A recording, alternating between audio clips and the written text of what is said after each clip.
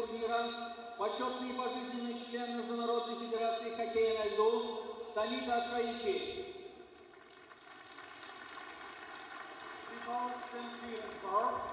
Привет, Санкт-Петербург! I would like to welcome you all to the start of the 2016 IIHF Ice Hockey World Championship.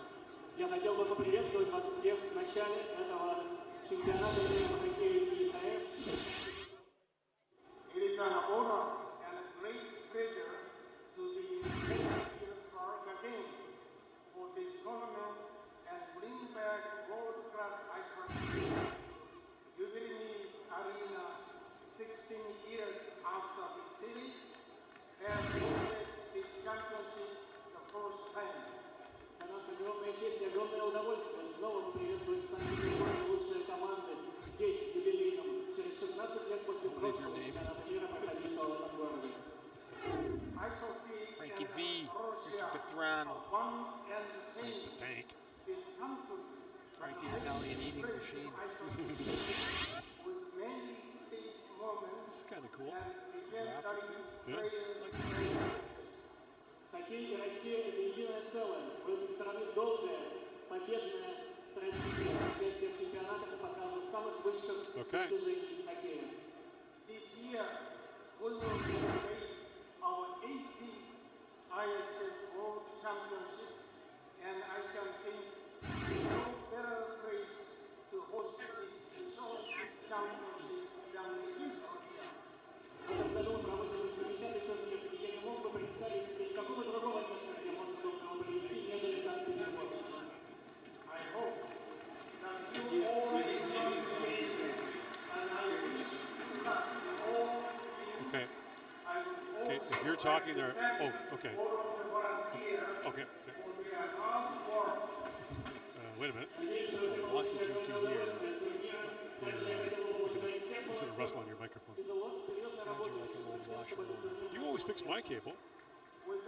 Just get it right for once, would you? Then what would I do? Then what would I have to strive for? Then we gotta go home. I have to quit.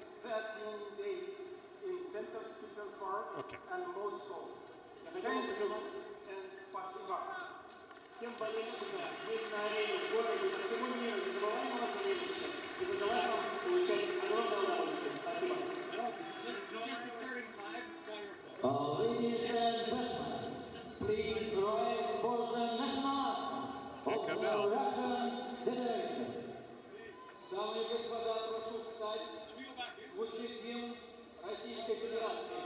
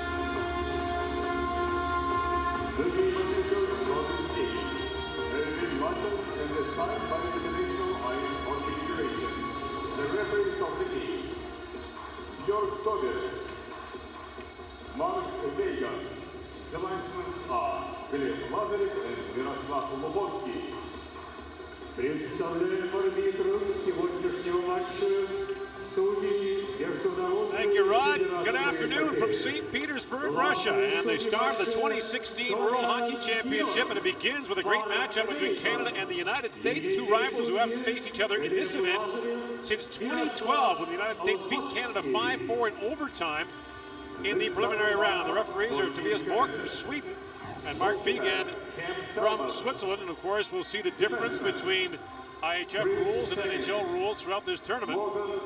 And the exchange between the captains, Matt Hendricks of the Edmonton Oilers and Team USA, and Corey Perry just arrived. You heard Bob Airy talk about Sidney Crosby capturing the triple gold last year. Corey Perry, the only player in this tournament to complete that trifecta of Olympic gold, Stanley Cup, and World Championship gold in a career.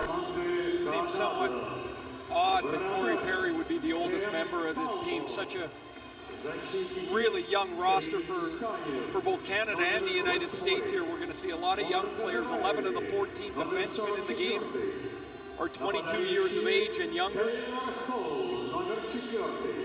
Keith Kincaid, the 26-year-old, plays for New Jersey. This is his debut for USA Hockey, as it is for Cam Talbot, making his Team Canada debut. The Edmonton Oilers netminder. And so we're set to go in the second venue here in St. Petersburg. A beautiful day here, warm outside and pretty warm in the building as well. And Dylan Larkin, what a terrific rookie year for the Detroit Red Wings, will face off against Ryan O'Reilly, one of 3 returnees from last year's gold medal winning team for Canada. Just watched off the opening draw, Boone Jenner and Nick Foligno. Cross of slashes, the 2 Columbus Blue Jackets forwards out against each other to start. Here's Boone Jenner battling in the corner for it, trying to find Brendan Gallagher. Morgan Riley, a long shot, that drifts wide. And stepping up is Chris Tanev, number 8 for Team Canada. Gallagher back on it, trying to find Riley at the point. Foligno picks it back up and swings it rink wide for Jake McCabe. Matt Hendricks tried to center it and pull back. And his teammates were ahead of the play. Knocked down by Jenner and chipped down to the U.S. zone, where Brady Shea goes back to pick it up. End of the year with the New York Rangers, played in the playoffs for them in his first pro year. Jordan Schrader chips it ahead, but the play is called, and it'll be an icing call against the U.S. John Hines on the left, the head man for the New Jersey Devils. First year as a head coach in the National Hockey League. Bill Peters, second year with the head coach for the Carolina Hurricanes. He was an assistant last year to Todd McClellan, the gold medal winning team for Team Canada.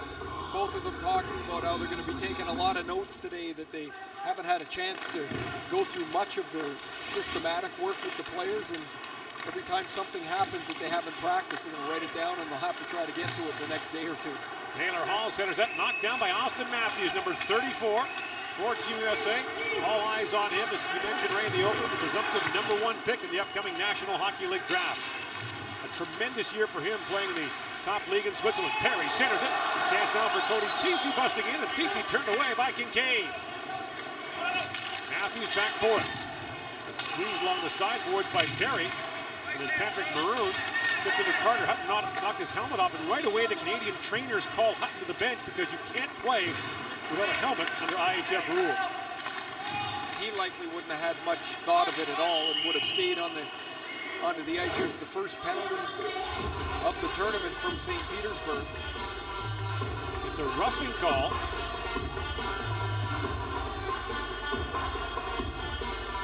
And no one making a move in the penalty box just yet. Patrick Maroon. So you thought that he might draw the eye of the officials. Maroon, a rambunctious player in the NHL, but under much tighter IIHF regulations, finds himself penalized a minute and 34 seconds. The game, his first experience internationally. And that'll be a learning experience for him in a hurry, because there wasn't much there for the call. However, a lot of these players are pretty experienced internationally from the U17, U18 and on. Larkin moves in short-handed, moves that back in front, tips it wide by Foligno. McDavid, along with Stone and Hall, Mark Scheifele, the forwards, the only defenseman on the ice in this power play. As Hall brings it up, brings it around for Matt Dumba. Dumba's that lone defenseman. He was in deep. And now Stone shovels that to McDavid. Connor McDavid. Cole takes that return pass, and McDavid spins it back at the point for Dumba. In for McDavid, winds in, McDavid shovels that to the goal mouth. Hall back across for Stone, he couldn't connect on the pass. Stone back with it, down to Hall. Centers it, and Scheifele hammered that wide. Canada were briefly on the power play yesterday at practice. Well, I said there's just not enough time to get to everything, and while they're trying to draw up what the setup might be, they're still trying to figure out which players they want on the ice for their power play. Much more difficult for the penalty killers, though, on the big ice than it is for the power play. There's just so much room to cover. Now Morgan Riley out there, along with Ryan O'Reilly, Corey Perry, Derek Brassard, and Matt Duchesne up front. And away comes Riley with it. For Brassard. Derek Brassard, rink wide for Perry, drops it off to O'Reilly, back for Perry. That pass just missed him. Brassard comes in on the forecheck, he got tied up. And at the line, O'Reilly can't hold it. Canada regroups. 20 seconds remaining in this power play. The lead pass for Duchesne missed. It's an icing call against Canada. Most of these players have been here just about a week or so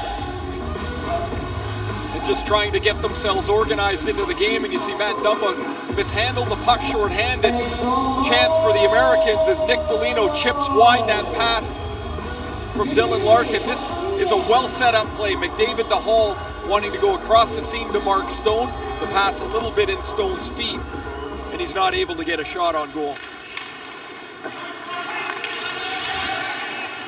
Off the face-off win by Brassard. Here's Riley with it. Morgan Riley drops it back to Carter Hutt. In comes Hutt across the line, drops it off. And now that long shot drifts wide. Ken Hutt, rather than Carter, was on the bench last night for Nashville. Not last night, actually this morning. That overtime game ended at 9 o'clock local time. And now a penalty to Canada as Boone Jenner will go off. So just as the U.S. power play, or U.S. penalty kill ends, Canada will have to go 1-1 itself. So there's the high stick from Boone Jenner, and as you mentioned, Gord, the Nashville game ended at 9 o'clock in the morning here, and while everybody was bellyaching about how late it was, Darren Drager was commenting on Twitter about how conveniently it ended for him. He got up, had a little breakfast, and watched the end of the game. It's very civilized. We're having our breakfast, watching the game on his phone. And Brasovsky sends that down to Foligno on the U.S. power play, along with Larkin. Back for Warsofsky, tees it up and shoots, and the save made by Talbot. Loose puck at the side of the goal for Foligno. Vinny Hinostroza on the power play as well. Feeds it back to Warsofsky to Foligno. In the corner. Played back across. And a quick shot there taken by Chris Weidman. Picked away again by Talbot. Warsofsky for Larkin. In comes Larkin, spins that rink wide, knocked down by Weidman. In for Warsofsky, who's being shadowed there by Max Domi. Foligno tried to center it. Pass is broken up by Ceci, then Domi sends it back down the ice. Pretty good start to the U.S. power play. Simple puck movement, a couple of point shots through the Nick Foligno screen, and Cam Talbot of the Edmonton Oilers sharpened goal for his first two cracks at it here in the tournament. Warsofsky plays for New Jersey in the NHL, across for Patrick Maroon. And Maroon feeds it back to Warsofsky. Finds Kyle Connor. Great year for him at Michigan. Feeds it down. Maroon with a quick chance. Talbot save. Rebound. Still loses backhand shot. Score! Patrick Maroon with the backhand. A power play goal for the United States has a 1-0 lead.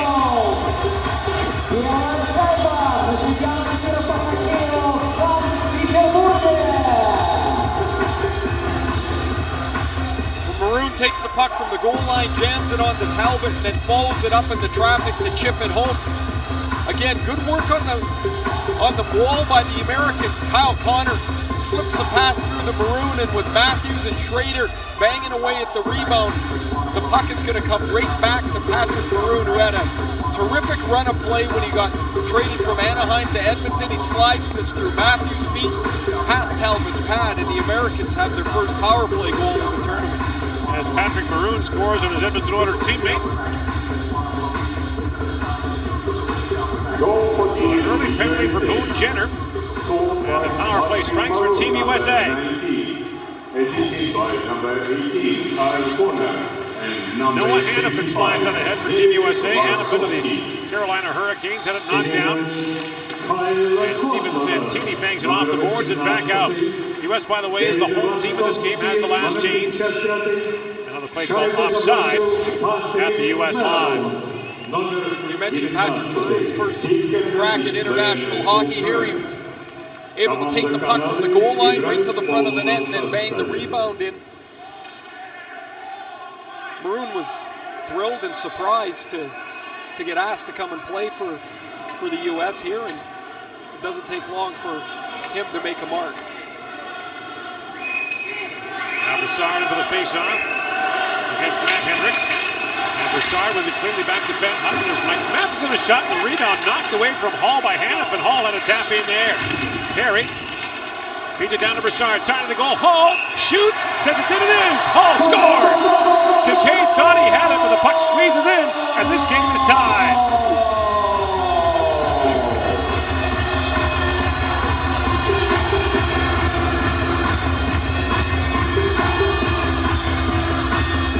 Taylor Hall had 26 goals in his season at Edmonton. This play starts off the face-off win from Broussard. The point shot by Matheson goes wide of the net, but Perry's going to chase it down, find Broussard behind the net, and you see Broussard get just to the inside and Noah Hannafin. Hannafin and Hall are tied up in the corner, and Hannafin gets on the backside, and Taylor Hall's shot goes just underneath the pad of Keith Kincaid, and Canada ties the game up, matching Maroon's power play marker. There's a goal from each side, each from the Edmonton Oilers, and it's 1-1. 31 seconds apart of the goals. 5-on-5 for Canada, and a power play goal for Team USA, and a long shot drifts down to Talbot. He'll hang on to that. One thing that is an adjustment, we mentioned both goaltenders are playing internationally for the first time. Goaltenders will tell you that more than any other player, the wider ice surface is a bigger adjustment.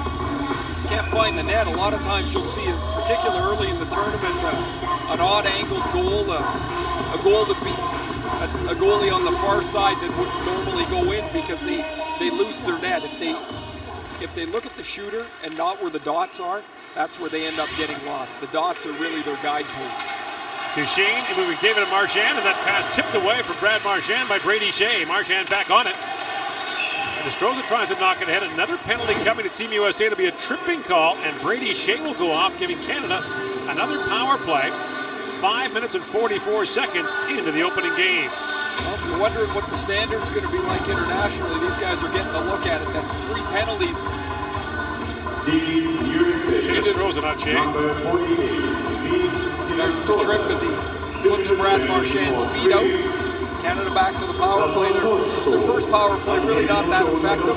The Americans scored on theirs, and then Hall's tying goal came at 5-on-5. So O'Reilly and Riley back on the point in the power play. That'll be fun all tournament. And here's Ryan O'Reilly with a long shot. Kincaid makes the stop. Duchesne, Perry, and Broussard up front. O'Reilly down to Perry. Corey Perry in, shoots. He whistled that high and wide. Morgan Riley back for it. For Ryan O'Reilly. And now Morgan Riley brings it ahead. Shots are 3-2 in favor of Canada. Broussard ahead for Perry. And Corey Perry comes barreling in. Tyler Mott stripped him of the puck. And O'Reilly has it back. Ryan O'Reilly shovels it back to Morgan Riley. With Perry standing in front, here's Duchesne. At Duchesne. Back for Riley. Feeds it across. A centering pass by O'Reilly. Broussard got a stick on it, tipped it wide. Duchesne down low for Perry. He falls. As is the man trying to clear the puck, Jake McCabe. And McCabe is slow to get to his feet. Well, McCabe's got looks like a left arm, right arm injury as he went crashing into the boards, and he's going right to the locker room here. At the line, held there by Dumba, who throws it down. Shea picks it up on the backhand and plays it back to center ice to JT Compher. Here comes Compher with it. Watched there by Hall, plays it in deep and goes off on a change. 35 seconds to go in this Canadian power play. It's second in this first period. Dumba up for Mark Stone, plays it back across to Scheifele, and Larkin knocked that away from him. At the line, held by Dumba. Now scooped up by Noah Hannafin, and Hannafin fires it down.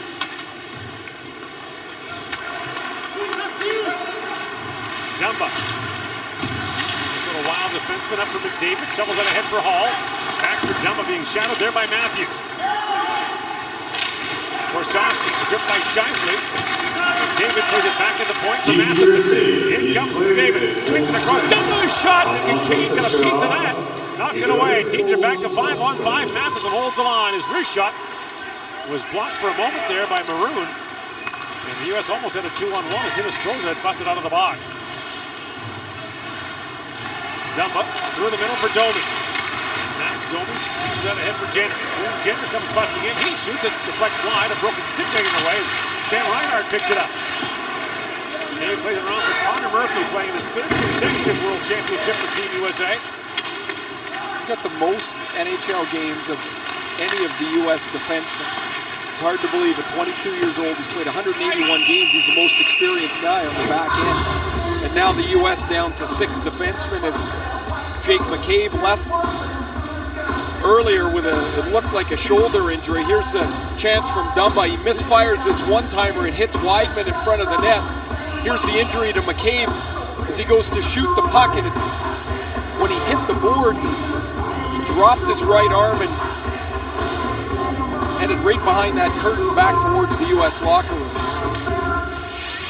O'Reilly wins the face-off back to Ceci. Cody Ceci swings it back to O'Reilly. A centering pass for Gallagher, whose shot was knocked away by Murphy. And now Ryan Murray takes the shot. It's off a stick, over the glass, and out. 1-1 your score here in the first period in St. Petersburg.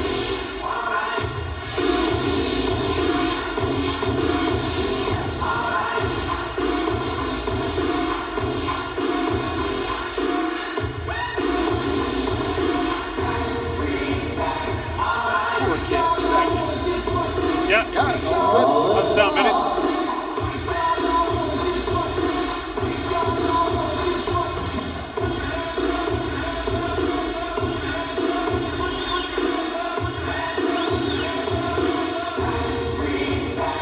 They are the Snowboys.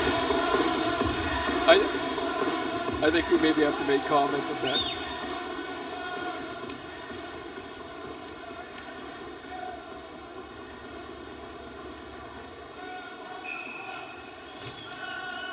Eighteen-year-old Austin Matthews, who played for the United States in the last 2 World Junior Championships. Tremendous year for Zurich in the Swiss League. Scored 24 goals in 36 games in the top Swiss League.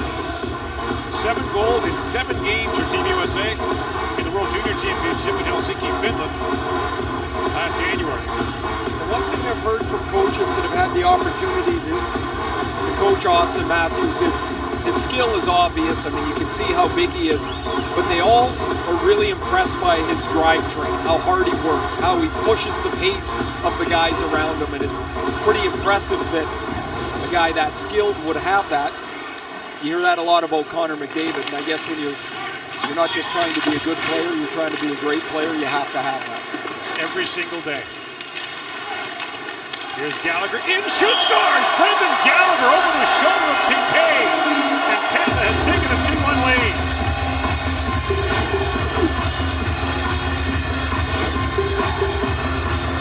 That's 3 goals in the first 8:48 in the first period. Happy birthday, Brendan Gallagher, 24 years old. Gallagher's had an injury-ravaged season, but his effort is always seems to be at the max. This is going to be a good line for Canada. Look at how those 3 players buzzed all over top of the puck. Gallagher, Marchand, Ryan O'Reilly. At the end of it, O'Reilly finds Gallagher, and he beats Keith Kincaid up over the elbow, and Canada has a 2-1 lead. Gallagher played for Canada in the 2012 World Junior Championship in Alberta. You mentioned the injury-ravaged season, including surgery on 2 gruesomely broken fingers when he blocked the shot. It was Johnny Boychuk of the Islanders who got that away and obliterated 2 of his fingers. Back comes Broussard for it. That's picked off. Fed back, and that shot flutters high and wide up the stick of Hannafin. Jordan Schrader, what a year he had. Sent up or down 11 times by the Minnesota Wild this season between St. Paul and Des Moines, Iowa. And Schrader's shot goes off a leg and wide. Got into the playoffs against Dallas, scored a goal in his first game. He play a lot for them, but scored 2 big goals, the one in the playoffs and in the regular season, the game against Colorado that really clinched the playoffs, but for Minnesota, he scored the 2-0 goal in that victory. In comes Larkin, now spins it back in front. And Frank Petrano couldn't quite reach it. Petrano, a late ad for this Team USA squad after Luke Glendening had to go home with an injury. Petrano had a great year in the American League for Providence, scored 36 goals in 36 games. And a pad save there. That's what he does. He can get the puck and deliver it in a hurry. And also spent time with the parent Boston Bruins this year. Was named the first All-Star team in the American League despite playing just 36 games for Providence. Larkin tries to spin it back in front, picked off by Brad Marchand. And Morgan Riley drifts back to pick it up. We'll see a lot of Morgan Riley on the back end, a lot of Ryan O'Reilly on the front end. O'Reilly takes face-offs, plays the power play, kills penalties. O'Reilly took the 4th most face-offs in the NHL this year, 1,812 in every situation for the Sabres. Ryan Murray goes back for it. And brings that by Tyler Mott back out of the U.S. zone. Connor Murphy back, and it's an icing call against Canada. We'll go back and take a peek at Brendan Gallagher's goal that gave Canada a 2-1 lead. Gallagher got in off the face-off to create the turnover. And then with Marchand going to the net, Gallagher finds that little soft spot about 15 feet in front of the defenseman. They can't close it tight enough. He takes the O'Reilly pass and beats Keith Kincaid. Back at the point is Warsofsky with a long wrist shot. That's tipped wide by Comfort. This is this line from Michigan that had the University of Michigan that just had an outstanding season. Kyle Connor, Mott, and Comfort. The Winnipeg Jets thrilled to get a look at Kyle Connor. The Big Ten Player of the Year, scored 35 goals in 38 games for Red Barons and Wolverines. Comfort signed his entry-level contract with Colorado right towards the end of the year. And Tyler Mott was a Hobey Baker finalist along with Connor. Was actually traded by Buffalo to Colorado. The deal that sent Ryan O'Reilly back the other way to the Sabres. He was part of the package along with Mikhail Grigorenko and Nikita Zadorov and went the other way. Comfort might be the most desirable piece of that trade, as Grigorenko really struggled at times this year. And Zadorov, just 21 years old, was up and down between the American League and the NHL on the blue line. There's Ryan O'Reilly with a quick shot, kicked up by Kincaid.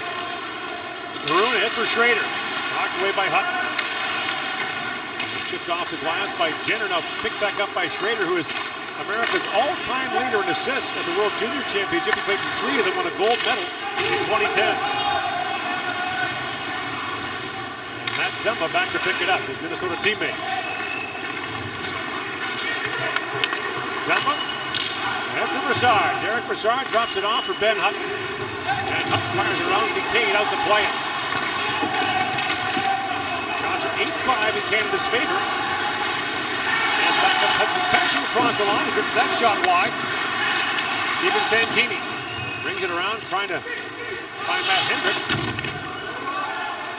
And back up to center ice it goes to Shea. Brady Shea for Hendricks. Shea with his head up, moves through center ice. He becomes 1-on-5, poked away by Riley. Quickly ahead goes Stone for Brassard, along with Sam Reinhart. Brassard in, shoots, Kincaid steers that away as Reinhart was looking for the rebound. That was a smart shot from Brassard. He was not necessarily looking to score there. He knew he had O'Reilly going to the net, and he tried to lay it off the far pad where there might be a rebound for Sam Reinhart. Now Larkin back with it, got tied up there at the line by Shifley, but the return pass for Foligno. Larkin in, shoots past Cam Talbot, and he dives across and takes the rebound away from Frank Petrano. What a save there by Cam Talbot. In comes Shifley with it now. Shifley try to center it, the pass goes right back to him. They got tied up there by Foligno. Now lifted high in the air by Warsofsky. Petrano plays it in. Play continues onside as Foligno was turned away.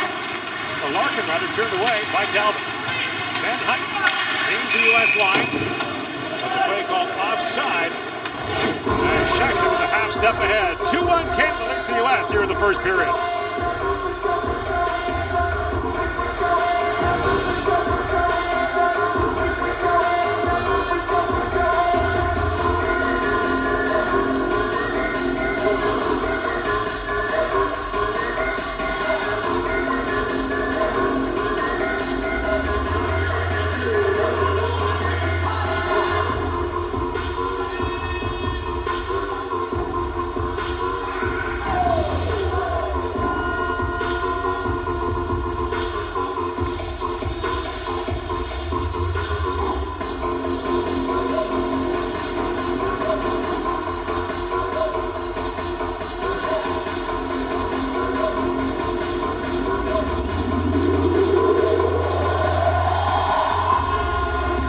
to St. Petersburg, Russia. 2-1. Canada with the lead on the U.S. Had a great chance a moment ago for Frank Vetrano.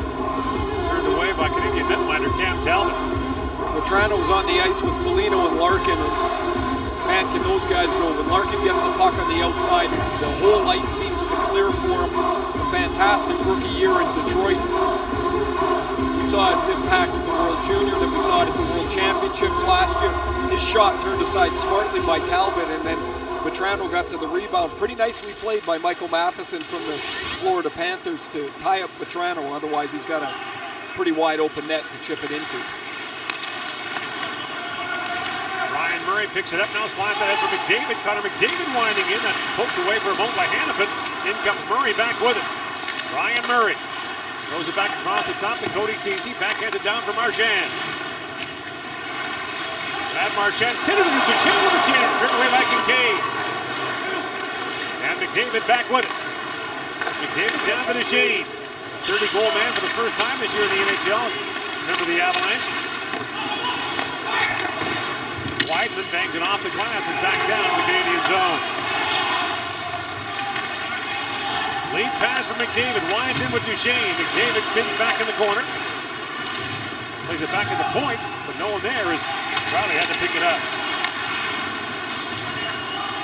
Jenner works in and shoots. It's off the stick of Steven Santini. Up and out of play with 5:34 to go in the first period.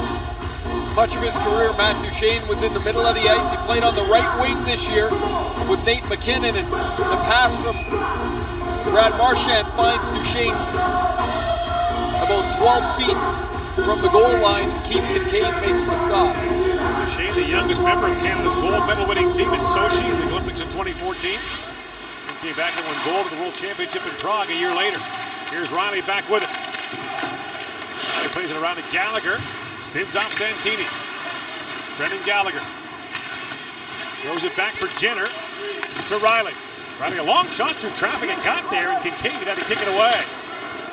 Riley swats at that. Now busting in behind him is Tyler Mott. Across for Connor, and then Mott has to do the splits to stay onside at the Canadian line. Looked like it kind of hurt, actually. There was a day when that was possible. Him or you? Yeah, it hurt me. Him, I didn't even flinch. Here's Murphy back with it. Connor Murphy, the son of longtime NHLer Gord Murphy. Took down the Canadian zone, and Morgan Riley has it back. Up ahead for Perry. Perry rings that around. Taylor Hall comes in for it, knocked away by Murphy. And behind Broussard, busted up by Vetrano. Rink wide, he goes for Foligno. Comes in, drops it back, and that hard shot by Warsofsky fought off by Talbot. Looks like Coach John Hines from the U.S. has found a trio here in Vetrano, Larkin, and Foligno that he likes a little bit. He's gone back to them a couple of times. Don't forget there's an odd number of forwards and an odd number of defensemen on the international roster. If they have a full roster, 13 forwards, 7 defensemen. And so you end up with some odd line combinations, but John Hines has gone back to that a couple of times. Some countries go with 14 and 6. Just to try to... Then there's the 12 and 8. Yeah. It seems like you'd want 7 defensemen at the very minimum, knowing it. Somebody's always going to get banged up a little bit. Look at the U.S. here now. Hopefully Jake McCabe is able to return, but 3 minutes into the game, they're down to 6 defensemen here. Loose puck in front, knocked away from Domi. Cody Ceci in, centers it, that was tipped away by Hendricks. And picked back up by Vinny Hinostroza. Hinostroza played for Rockford this year in the American Hockey League. 7 games in with the Chicago Blackhawks.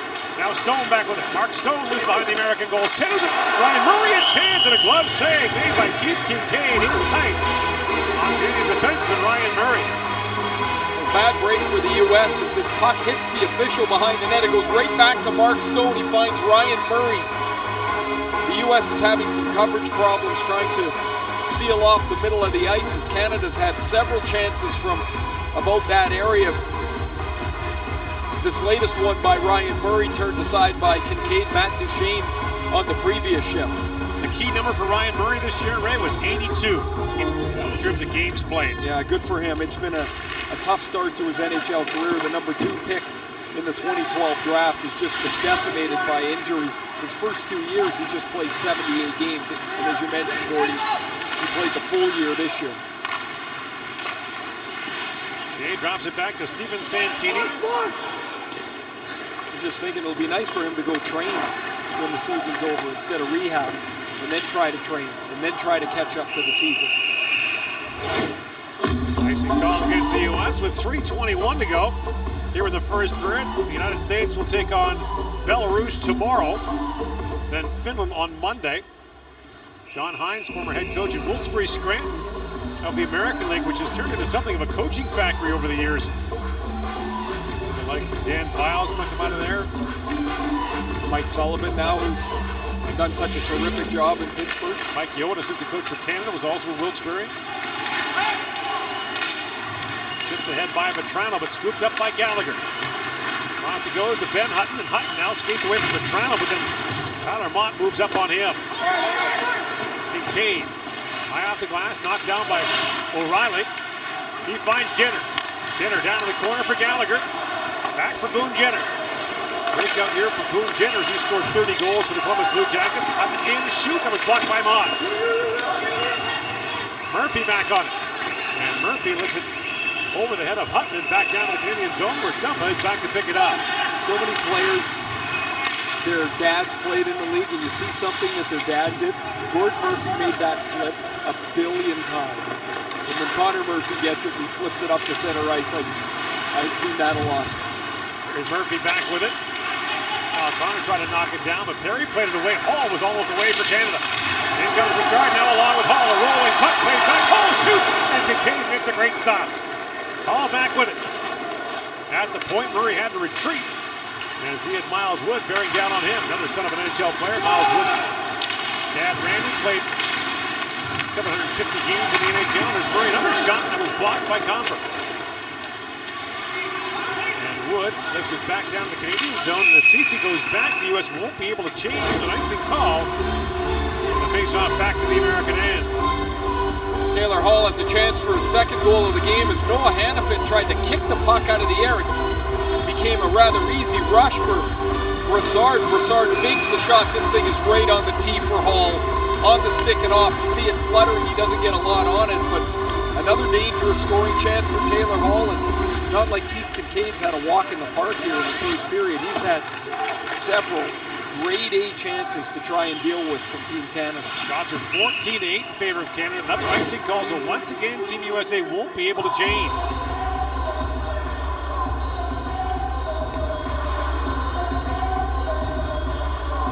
After the U.S. had taken the 1-0 lead on the power play, Hall gets to the inside of Hannafin, takes the pass from Broussard to make it 1-1, and then he almost makes it 3-1 here as shot blockered aside by Keith Kincaid. Off the face-off win by Scheifele. Here's Riley busting in, shoots, and Kincaid had to fight that off with Sam Reinhart screening him. Tanev plays it back for Scheifele. To Riley. Cross he goes to Stone with a shot. He hammered that wide. And now Riley races back to pick it up, and finally the U.S. can get a change in here as Wood, Comfort, and the other exhausted American forwards finally get off. Riley snaps that pass ahead for Reinhart. Shea goes back as Scheifele steps into him. Scheifele still battling for it. Reinhart knocked it down neatly. Plays it back for Matheson. Michael Matheson had it poked away as Maroon was almost off to the races, but Mark Stone came back to chip that away. Now a penalty coming again to Maroon. And Maroon can't believe it. Going to penalize for the second time in this opening period as Stone comes in, drops it back to McDavid. Played back across by Matheson. Lifts it down and finally touched up by Santini. But with 46 seconds remaining in the opening period, Patrick Maroon will go off for a hooking call under the very tight IIHF standard. Maroon's just yelling at the referee to wake up. However, he's going to have to learn, and better learn quick, that that's a penalty here. Disagree with it all you want, but when you're in international hockey, that's getting called. Now, you and I have talked about this a lot over the last few years. You can argue all you want about the standard. It's consistent. It's consistent and it's tight. And the biggest problem we used to face when we came over here was none of us had much experience with it, so you'd get increasingly frustrated. Now most of the players have played some international hockey and they can get to it a lot quicker. Patrick Maroon hasn't. You better get to it quick. Dale Talon is a member of the Team USA advisory staff. Ask him about a moving standard in the NHL. Vince Trocheck tripped in the last minute of the 7th game. Tying goal scored. Away you go. But you can always find something like that. If you want to argue with the Trocheck had already passed the puck when he got tripped. I mean, there's always a way to argue it, but the fact of the matter is Dale wasn't very happy with the call. No, still not. And when John Tavares went down a few moments later to send the game to overtime, it made the call even worse. Delma picks it up, swings it ahead to McDavid. Across the line of the Canadian power play for Hall. Taylor Hall in, shoots, and Kincaid makes the stop. 13 seconds remaining in the opening period. It's been a busy first period for Taylor Hall. He's got 3 shots, a goal, almost had another one. Shaking his head probably in a little reflection of the shot that he just took on the power play. I don't know if that's a very good shot. You should probably just pull it up. You got time to set up for one shot here. Now you have to hope for a face-off win and see if you can get one last crack at it. Face-off won by Larkin against Broussard. Shea plays it to the line and out. And Riley has to race back with Foligno closing on him. And Riley spins back and time winds down here in this opening period. So a minute and 14 seconds of power play time to carry over into the second period. Gallagher and Hall have the Canadian goals in a 2-1 lead over the U.S. as we reach the first intermission.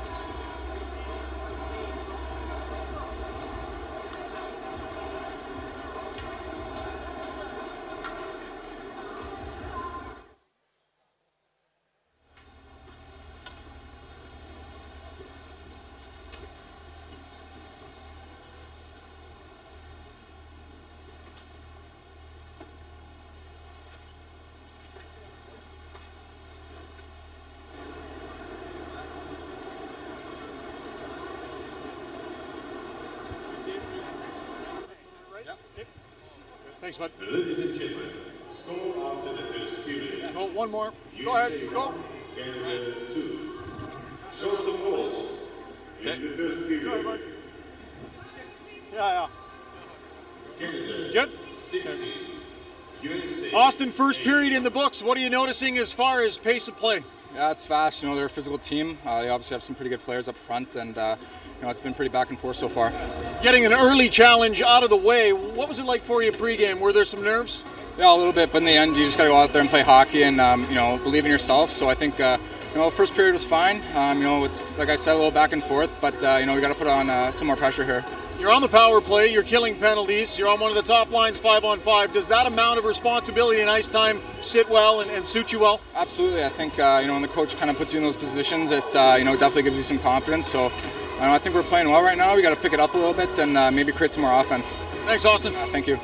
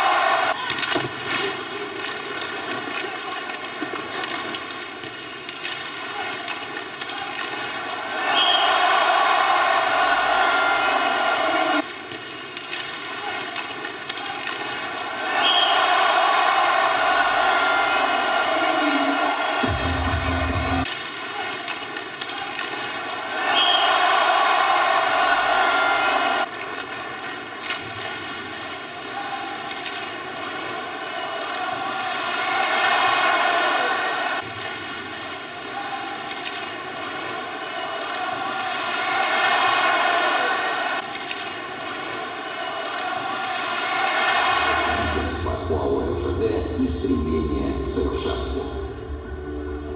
ОАО-РЖД. Меняемся.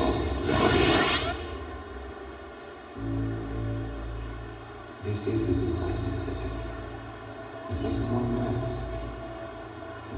The point of no return. This is where you meet yourself. This is where a new adventure begins. This is the moment. This is your time. Тису.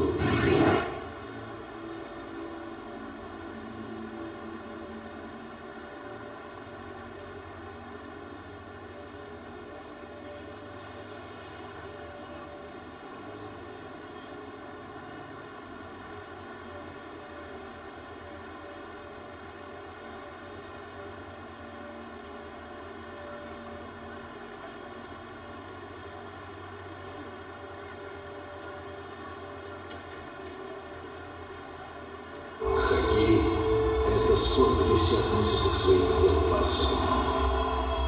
И болельщики, и хоккеисты.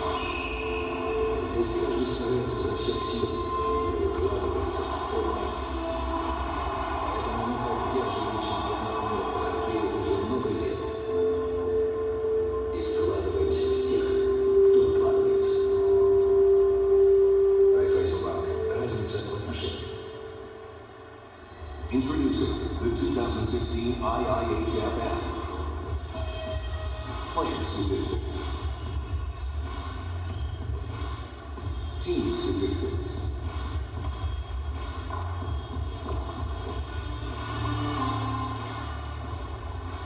Live updates.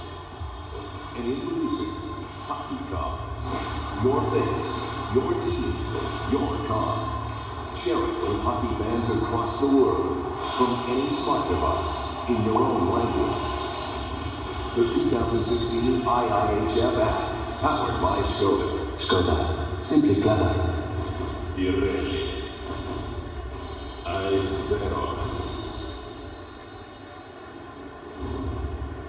Новая шина Pirelli I0 с уникальной технологией двойного шипа Dual-Stat. Отличное сцепление и торможение на льду. Зимние шины Pirelli. Будь готов к русской земле. Pirelli. I0.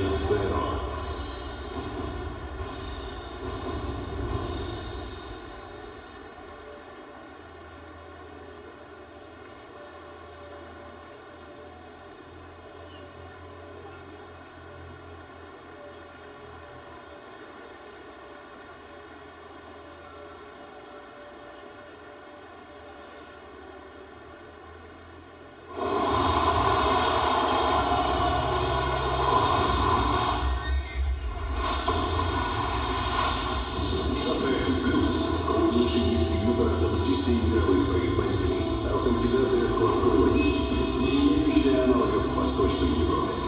Собственный товарный знак «Автозапчасти Патрон» с 2004 года. Товарный знак «Патрон» зарегистрирован в 21 стране мира. Автозапчасти Патрон.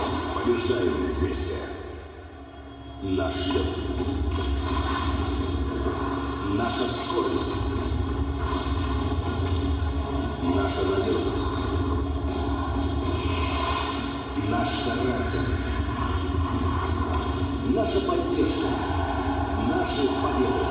Это наша игра, это наш хоккей, и это у нас не отняться. Ингустрад, официальный партнер чемпионата мира по хоккею 2016 года.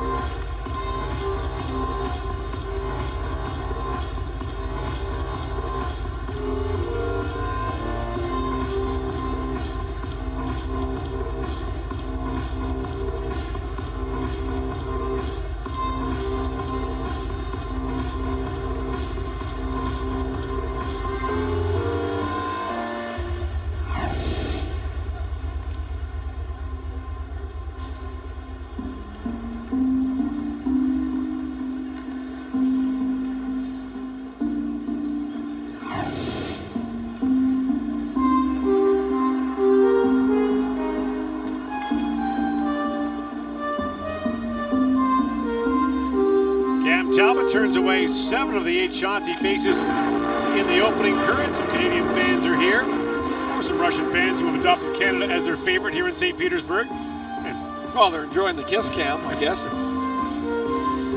Quite deeply, as a matter of fact. And meantime, 1 minute and 14 seconds of power play time to carry over into the second period as Patrick Maroon continues his crash course on IIHF rules.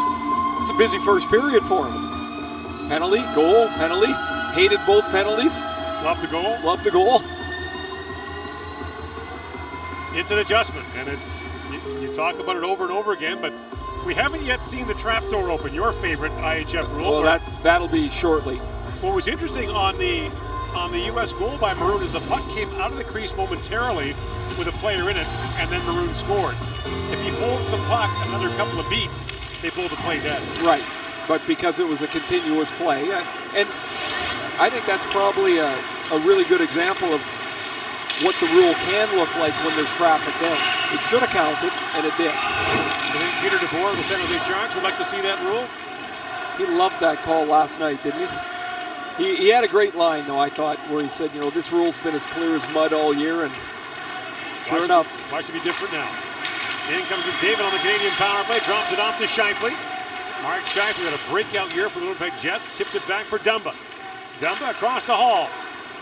Taylor Hall back for Dumba. Loves to rip it and does. Kincaid the save. Scheifele back to the rebound, still loose, and it trickles wide. Now Stone back at the point for Dumba. Stone to McDavid, a rolling puck. He slides it back to Dumba. being pursued there by Larkin, who had a great short-handed chance in the opening period. Now Stone steps up and niftily plays that back, but Dumba had to dive and chip it across to McDavid. Scheifele in with Hall and Cody Ceci on the Canadian power play. Hall tries to pull up. Knocked off the puck by Connor Murphy. Now Tyler Mott shows up for Team USA. As Maroon comes out of the box, Comfort fires it down to the Canadian zone, and Scheifele touches up, and the play was called offside at the Canadian line. Some decent puck movement for Canada on the power play. Matt Dumba at the point. He's going to get the puck through the screen, and you see it dip down as Mark Stone crosses across the vision of Keith Kincaid. Mark Scheifele banging away at the rebound, but a quick delivery from Matt Dumba. Dumba had a career-high 10 goals this year for the Minnesota Wild. Dumba part of that, of the Canadian defense, of course. 5 of the defensemen were drafted in the 2012 draft. I find it just astounding that they could all end up here at the same time on the same defense. As you see Mike Yeo giving them, the forwards, a little bit of a crash course at the bench. Now you saw the forwards walk down to where Mike Yeo is. There's almost no room behind the bench, so it would be tough for Yeo to side shuffle past Bill Peters down to where the forwards are. And they created more room yesterday. 6 centimeters. 6 whole centimeters that pitch was moved, because there was basically no way to turn on that bench as of yesterday. Marchand back with it, centers it, and kicked up by Brassard, but now knocked down by Maroon. He's away, along with Matthews and Schrader. Ringed around, and Ryan Murphy steps into Jordan Schrader, whose puck picked up by Marchand. 37 goals this year for the Boston Bruins for Brad Marchand. He falls, picked back up by Matthews. Snaps that pass ahead for Schrader, and he comes and shoots, and the glove save made by Talbot. It didn't take Matthews long to deliver that, did he? Once the turnover was made, when Marchand blows a shoe, Matthews 2 strides and a rocket across the ice right on the tape to Jordan Schrader. And Schrader knows he's outside, got to get going, and tells Matthews nice pass, but really nice vision by Matthews, and the fact he delivered it a stride and a half after he picked it up was pretty impressive. So the question for Matthews, I guess, is he more of a goal scorer or a playmaker? You've seen him in 2 World Junior tournaments and elsewhere. I don't see him as one or the other. You know, I see Jack Eichel as more of a scorer. I see Connor McDavid as more, if I had to just pick one, as more of a playmaker. I think Matthews has both, but when I look at those 3 players, I think McDavid's at a level above Matthews and Eichel. That's what I see, evaluating these kids at 19 and 20 years old. We'll see where they go to. But I'd like to have any of the 3 of them on my team. And later on tonight, we'll see Team Finland and another terrific young player, Patrick Laine, who's already a World Junior champion this year. Hinostroza tried to play that across. It was knocked down by Stone. Centered by Jake McCabe, who's back up for Team USA. Great to see after he was shaken up early in the first period. And that didn't look good, did it? Hudson finishing, wraps it around, bouncing, puck, the net is off. The Canadian zone, the face-off will stay in it. You mentioned Patrick Laine really quickly. If we're going to put him in a box, that's a shooter. Yeah. There's no question about him. Oh, so this puck bounces off of Matheson as Hudson Fasching. It came around the back of the net, centered the puck, and hits Matheson and deflects back towards Cam Talbot, but the net was off. And the face-off will be to Talbot's left. So Mike Matheson might not be a player that a lot of Canadian fans are aware of, or NHL fans. He was a 2012 first-round pick. 23rd in that draft. In the Florida Panthers, in the Canadian defense draft. Yes. But can he skate? I saw him play in the playoffs. He played just 3 regular season games for the Panthers, but 5 in the playoffs. And man, oh man, can he transport the puck. Played at Boston College. So if you go back to that draft, you got Ryan Murray at 2, Morgan Riley at 5, Matt Dumba at 7, Cody Ceci at 15, Michael Matheson at 23. Those are the first rounders. Ben Hutton actually went 147th in that draft. The only guy on this Canadian defense that wasn't picked in that draft, wasn't picked anywhere, and that's Chris Hanna. He was an unrestricted free agent out of RIT. Seeing all those defensemen coming off the board in the first 20 picks of that draft. Now a steal by Foligno, walks in and shoots, and it looked as though Talbot got a piece of that to knock it wide. Warsofsky centers it. That drifts wide as well. Connor Murphy lays it back behind the Canadian goal, scooped up by Tanev, as you mentioned, played for the Rochester Institute of Technology. In comes McDavid, drops it off for Marchand. Feeds across for Riley, who knocks it down. Morgan Riley settles it down and finds Marchand. That's spun around there by Murphy. Shots are 3-1 U.S. in the early going here in the second period. In comes Larkin. Feeds across, just missed Petrano with that pass. And Petrano, another undrafted free agent by the Boston Bruins. As Larkin jumps on it, in comes Larkin, steaming in the backhand shot, kicked out by Talbot, and Tanev cleans up the rebound. Talbot's made several really good stops in the Canadian goal. And Keith Kincaid has had to turn aside a handful down at the U.S. side as well. In the other game, Sweden leading Latvia 1-0 in the second period. As Domi comes in, swings that rink line for Scheifele, skipped away, and Ceci plays it back down low. As Domi hops back on it. What a rookie year for Max Domi with the Arizona Coyotes. 18 goals in 81 games. Heck, he's almost as old as the GM. John Chaika hired, 26 years old. That was GM in NHL history, and he's got a lot of young players to look forward to managing. Did they ever, when Don Maloney was let go there, they left aside a cupboard full of really impressive prospects. Half shot was blocked by Ceci, picked up by Scheifele for Stone. In comes Mark Stone, a centering pass, and Austin Matthews got a stick down and knocked that away from Max Domi, who was steaming in. Here's Scheifele, centering pass for Dumba, was on his back end, couldn't get a shot away. And Matthews has it back for Schrader. Up for Hannafin, the pass misses Hinostroza, and that'll be icing against Team USA. Dylan Larkin is so quick. He gets around the outside of Morgan Riley, and he's going to slide this backhand across. Talbot makes the stop with the foot, and then Talbot holds his ground nicely. Nick Foligno's trying to go just over the pad, blockered aside for the Columbus captain. Miserable year for Nick Foligno with Columbus, just 12 goals in 72 games. He scored once in his first 25 games. Named captain in the offseason. Lots of promise in Columbus, and then they got out of the gate and the wheels fell off.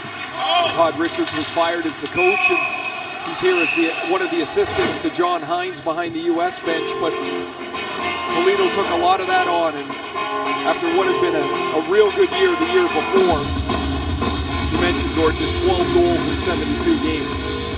After 30 the year before. When you're the captain of a team that's not going very well, you seem to wear a lot of it. And you try to fix a lot of it that you're just not capable of fixing it. Nick Foligno, I mean, I'm not around there every day, but I can guarantee you Nick Foligno will be a better captain next year because he'll try to do less. Now Dumba back with it for Canada. Crisscrossing there with Matheson, who can really fly. Matheson fires it down. And around is Corey Perry, throws it back in the corner for Brassard. It's squeezed there by McCabe. Brassard still on it. Back at the point. Matheson shot tipped. No goal. The goal being waved off. They're saying a crease violation against Canada. So there's our first example of it. A player in the crease before the puck got there. And it cost them a goal on the deflection. 2-1 Canada leads here in the second period. No goal. No goal. Designated player was on the goal crease. Взятие ворот не засчитывается. Игрок атакующей команды находился в площади ворот.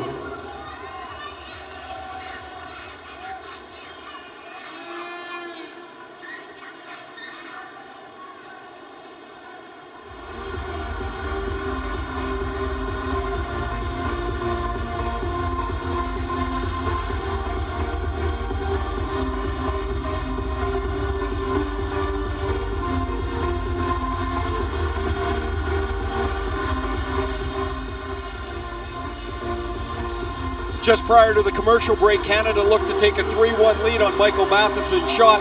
You see Taylor Hall bounce off the American defenseman and spin into the crease. His foot is behind Kincaid's pad.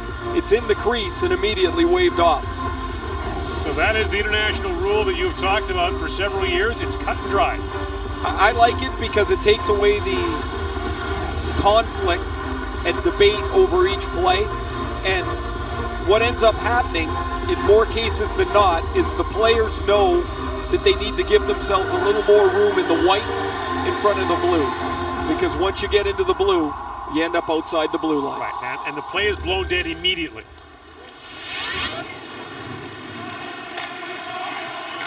McCabe back with it. Around for Maroon. And Patrick Maroon settles the puck down. And slides it back for Shea. Upper center ice, tipped down by Fasching. Icing wave down, but Talbot's back to play. They get no restriction on goaltenders playing the puck. No trapezoid, no limit. And on this big ice, it can often lead to scoring chances. They just want to help. They get out there and they're so far away from the net at times. Here's Shea back with it. Brady Shea holds. And Jenner watches it. A long shot kicked up by Talbot. Rebound for Fasching. He couldn't corral it. And Ryan O'Reilly has it back for Canada. Sort of talked a lot about that 2012 draft with the Canadian defense. Brady Shea went 28th in the 2012 draft. It's like the whole of both teams was drafted in that round. In comes Jenner. Backhand shot turned away and tight by Kincaid. What a nice move by Jenner. Excellent stop by Kincaid to stay with the powerful Columbus forward. Now McCabe spins back and plays it for Shea. Lead pass through the middle, chipped in by Foligno. And Larkin goes racing in on Murray.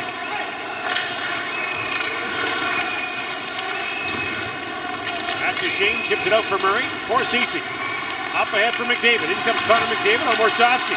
McDavid gets around him and falls. Try to center it. Morsovsky picks it up. And back comes the U.S. 4 wide. Larkin busts in across the line. Larkin in. Vetrano with a shot. That's blocked. And back comes Marchand the other way for Canada. Good block by Ceci. That's a dangerous chance for Vetrano. Now Matt Duchene comes busting in. Centers a tip wide there by Marchand. And Murphy banged it off the boards, back down to the Canadian line. Vetrano had it knocked away by Perry. Corey Perry, a late addition to this Canadian team when Anaheim got knocked out in Game 7 against Nashville. Arrived just in time to join the team in training camp in Prague. And now we got a slashing call coming. It'll be Matt Dumba who goes off for Canada, so the U.S. with a power play goal already in the game will go back to the man advantage.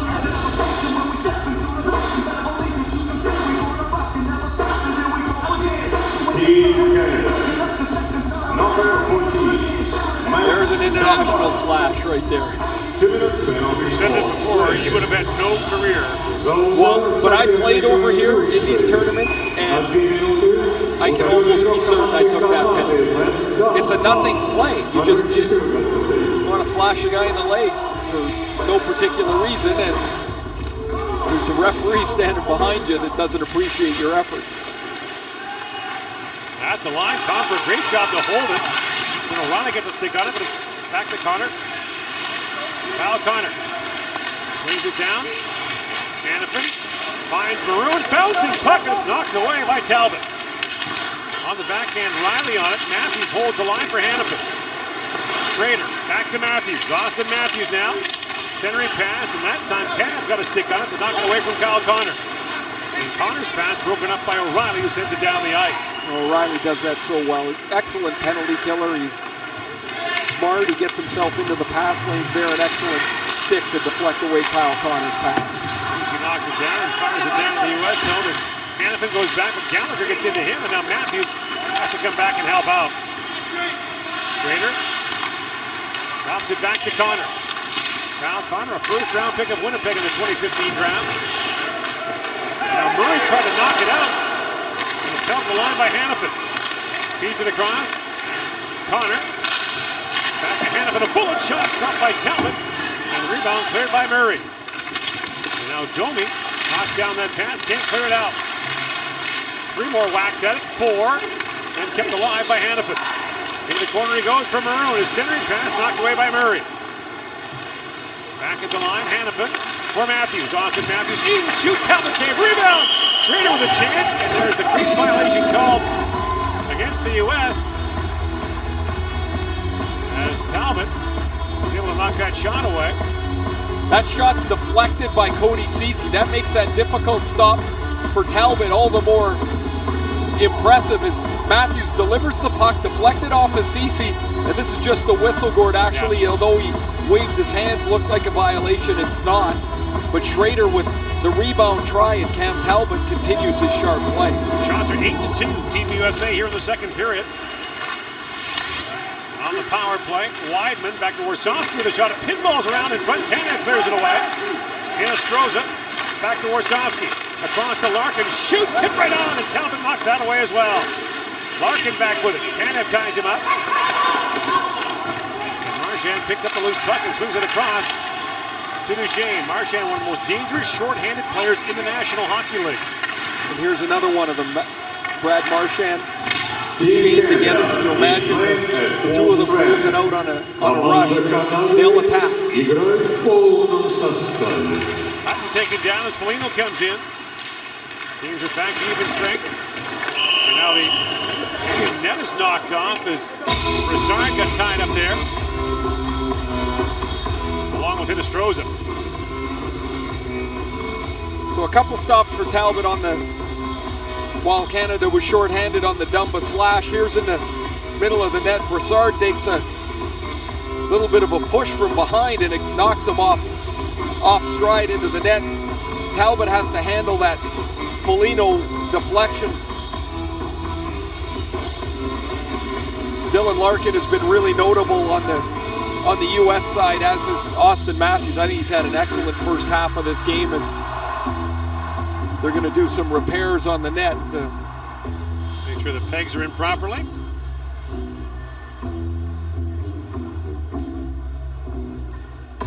Brady Shea, you mentioned, part of that great junior class. He played in the World Junior in 2014 for Team USA. The United States has 18 players in the lineup who have played before for Team USA, either at the under-18, World Junior, or World Championship level. And of course, the National Team Development Program in Plymouth, Michigan, used to be in Ann Arbor, plays a major role in that as well. 14 of the 22 players in the U.S. roster are products of the NTDP.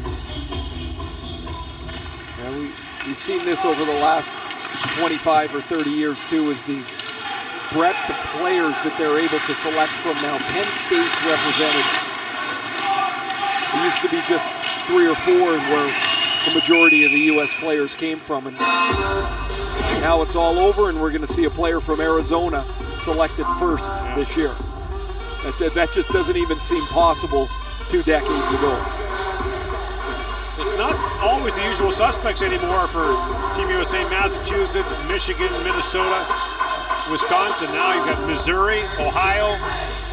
You mentioned Arizona. Illinois. Yeah. Illinois has a really strong minor hockey program and develops a lot of kids. You got Shane Goss's pair of the Philadelphia Flyers from Florida. Lead pass to Brassard from Hall, who tries to return the pass. It's broken up and knocked down by Comfort. You mentioned the Flyers, Gordon. We know a lot of these players, but there's a lot of players you're going to learn about through the tournament that get scouted in this tournament and end up in the NHL. The Flyers have one. Here comes Duchesne with a chance, scores! Matt Duchesne, a bullet! Top shelf by Kincaid, and it's 3-1 Canada. I stopped talking about Pierre-Edouard Bellemare because Duchesne had about 5 feet of room, and you could see where he was going to go to the front, but then he delivers it like this. 30 goals in the regular season for Duchesne. He's going to take this wide pass. Ceci drives the net, and Duchesne rifles this up top into the net. So this is the 2 Canadian defensemen in the play. Ryan Murray's headman passes to Cody Ceci, and Duchesne's got enough room to beat Kincaid over the blocker. When we were talking to Bill Peters before the game, he He said the new defensemen, they can't be shy about even leading the rush. It's not so much even jumping into it, you got to lead it sometimes. Cece led the rush, took the pass from Murray, and Duchesne makes it 3-1. The other point that Peters made to us is in today's game, you might be the center line drive guy as a defenseman, the center lane drive guy. You might be the guy going to the net. And so there Cece takes the headman puck and drives the net. It opens up the room for the forward to shoot behind them. And in Peters' philosophy, in the NHL especially, you can't score unless your defense is involved.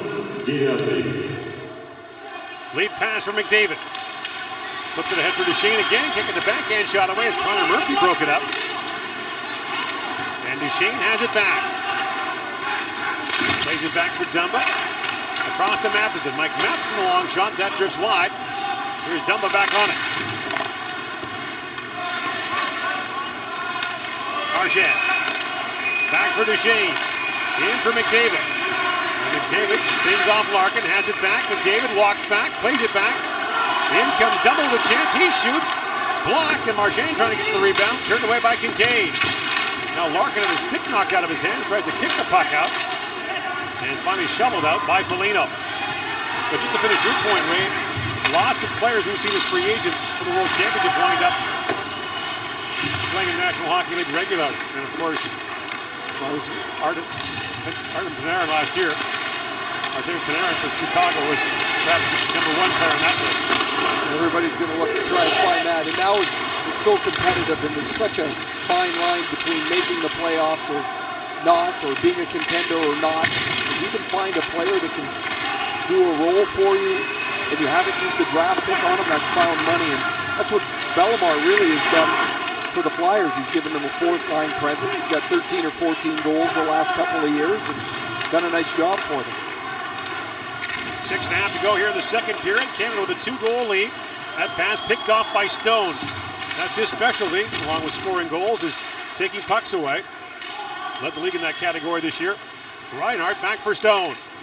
In for Sam Reinhart, walks out and shoots. It goes off the leg of Hudson Fasching. Cece back with it.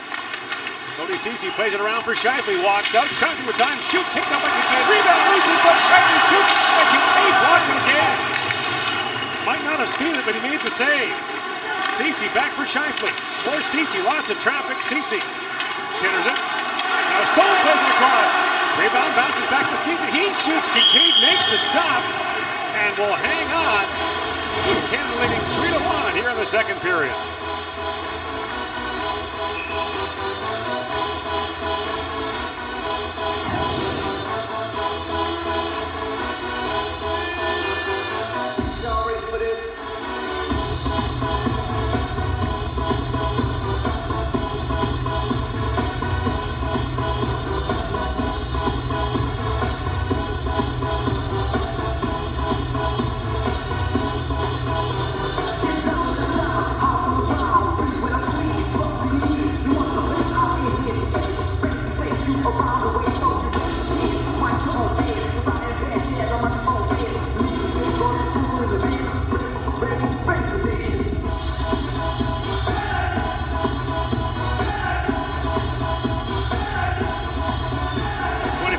Matt Duchesne, the native of Haliburton, Ontario, playing the World Championship for the 5th time in his young career. Gold medalist here last year to go along with Olympic gold medals, but he's the Stanley Cup away from the Triple Gold Club. There are 3 players left in the NHL playoffs who can complete the NHL leg of the Triple Gold Club to become members. That would be Patrick Marleau in San Jose, Jay Bouwmeester in St. Louis, and Shea Weber in Nashville. As I said to you yesterday, that's like you're one hit away from completing the cycle, and it's a triple. You know, you got the single, the double, and the homer, but the cup might be the toughest one, I would say. Sidney Crosby became the 26th member of the Triple Gold Club last year with the World Championship win in Prague. In comes Matthews across the line. Austin Matthews in the backhand shot, stopped by Talbot. Picked up again by Schrader. Centers it for Matthews. The puck was in his feet, knocked down by Hall. He finds Matheson, and the puck leaves the zone. 5:15 to go here in the second period. Later on tonight, local time, it'll be Finland against Belarus here in St. Petersburg, and the Russians will open in Moscow against the Czech Republic. or Czechia, if you now prefer. Matthews' shot ramps off a stick, goes up and out of play. At 2-1, the U.S. had started to pressure Canada pretty regularly. Here's Matt Duchene on a change. He reads where the puck is going to go, and then he's going to make a pivot and take this pass from Cody Ceci. Ryan Murray had alertly passed the puck up on the change.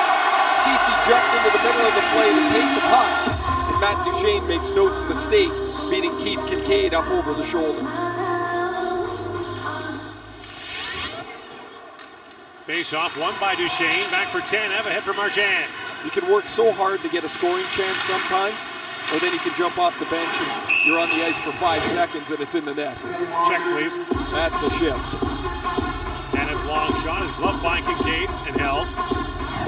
Almost 500 games already in his NHL career for Matt Duchene. He's got 156 goals, but there's a lot of pressure on those guys in Colorado. They've not achieved what they thought they were going to achieve. You go back just a couple of years ago and Colorado had Ryan O'Reilly and Paul Stastny and Matt Duchene in the middle of the ice. They let Stastny go as a free agent when they drafted Nate McKinnon, and now O'Reilly's gone and seem to be searching a little bit.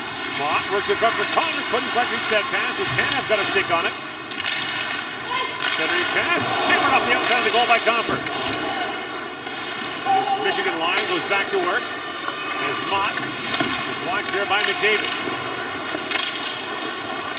Comfort battles forward with McDavid, who picks it up for a moment, and Duchene comes in.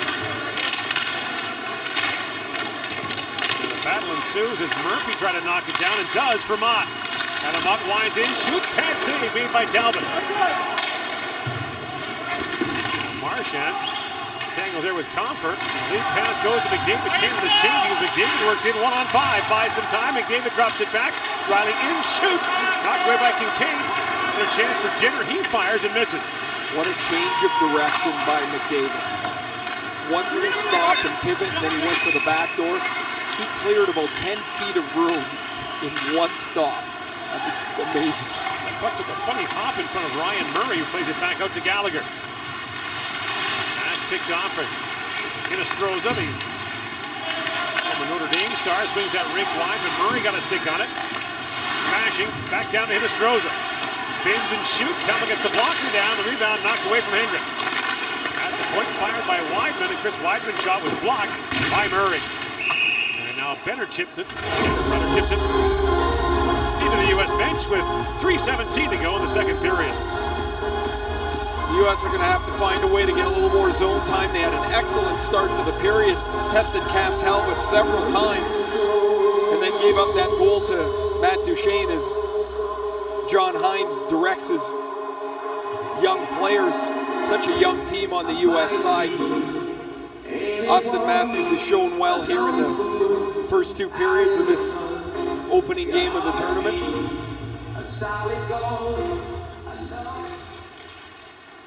First meeting between Canada and the United States in this tournament since 2012. The U.S. has had better results in recent years. 2 bronze medals in the last 3 years, including bronze last year in Prague. In comes Matthews across the line, drops it off for Shea. Brady Shea in, shoots, and Talbot makes the save on him and hangs on. U.S. lost to Russia in the semifinals, then their gold medal hopes. And then beat the Czechs to win the bronze.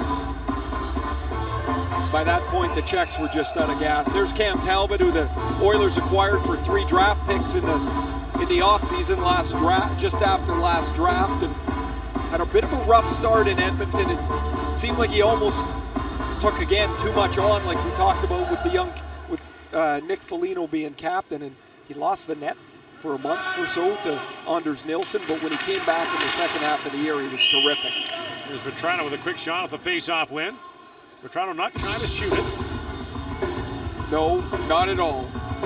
187 shots in 36 games in the American League. For Vetrano, who had a hat trick in the NHL in Pittsburgh, scored his first NHL goal in Montreal. And he's that back for Hanifin, whose shot goes off the leg of Hall and wide. And Vetrano back with it. Vetrano, a part of the Springfield, Massachusetts. played at UMass, and now with the Bruins. Drops it back for Riley. Morgan Riley centers in a backhand pass there by Broussard. Oh, and a shot stopped by Kincaid coming across on Corey Perry. I can't believe Perry didn't get that up a little bit. The net was wide open. Talbot just spun around and stopped it with his stick. In comes Vetrano again, plays it across to Comfort. Centers it, and that's blocked by Ceci as Vetrano is standing alone in front. Murphy back for Hannafin. And a bouncing puck, but Hall's got to go off on a change, and that gives the U.S. time to regroup. And Corey Perry still shaking his head as he goes off the ice. Hannafin. Across to Murphy. At the Maroon, Patrick Maroon. Sharp angle shot, stopped by Talbot. And he'll hang on.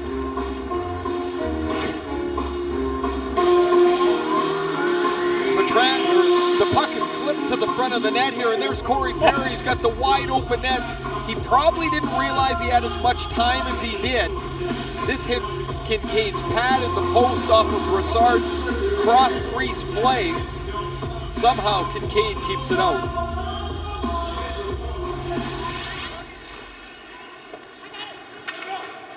Off the face-off win. Here's Ryan Murray back with it.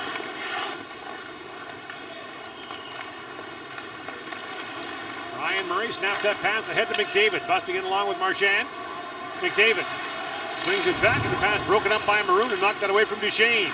Hinostroza swings a reach wide for Jake McCabe, but the play's offside at the Canadian line. Connor McDavid's found a little more room here in the last half of the second period. We talked about that nifty little play he made earlier. Then a rush up the ice that had Connor Murphy back tracking to keep McDavid in front of him. The 37 games, of course, that he missed robbed him, in my opinion, of what would have been a Calder Trophy win. I guess it's still going to get voted however it's going to get voted, but he won the Rookie of the Month 3 times. In basically the 3 months that he played it. Yeah. I just don't know that he's going to get enough votes to overcome the year that Panarin had. You might dislike that Panarin's 24 years old, but he didn't make the rules. He's a 7-year pro, but not in North America. And if it's such an outrage, then get on your high horse and change the rules. In the meantime, those are the rules. Larkin drops it back to Foligno. He had a fantastic year. And Patrick Kane had his best year ever with Artemi Panarin on his other side. We mentioned Panarin was in the tournament last year as a free agent. Chicago won the bidding war for him. Foligno tries to play that across, and a nifty defensive play there by Murray to knock it away from Vetrano.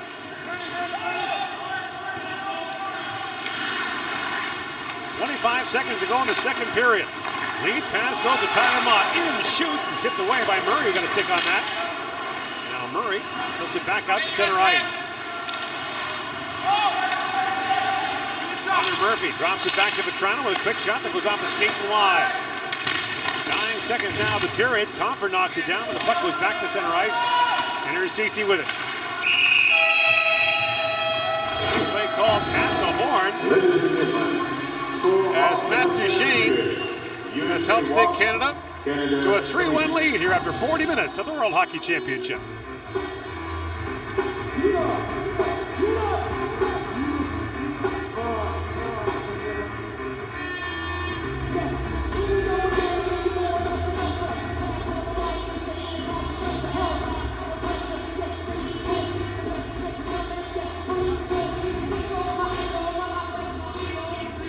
Shots on goal in the second period. Canada 11, USA 14. После второго периода счет. США 1, Канада 3. Вражеским поворотом во втором периоде. Команда Канады 11 бросков. Команда США 14. Well, Matt, I guess if you have a little bit of extra time and space out here, it pays to use it. Yeah, absolutely. I think if you watch the play, we had a couple guys driving hard, backed them all off, and I was just able to just take some ice. So, if they don't do that, I don't even have a chance. So, great play by them. It's about 5 periods now, playing on a line with Connor. What's it like, kind of getting used to that? The subtleties in his game. How's it going? I think it's going great. I think the three of us, really push the pace. think we're good in the cycle. You know, we're still feeling each other out a little bit. And this game's been a little choppy, not a lot of flow to it. But we're starting to come on now. So it's just about building every shift and every game. They scored early on you. How much did it settle the bench down to turn around and get one right back? Yeah, I think, you know, we're a group that I think, you know, a lot of elite players and guys that know how to win and know what it takes to, you know, play winning hockey. So we didn't let it get us down. We know that it's a long tournament, a long game, and we just got right back at it. Thanks, Matt. Thank you.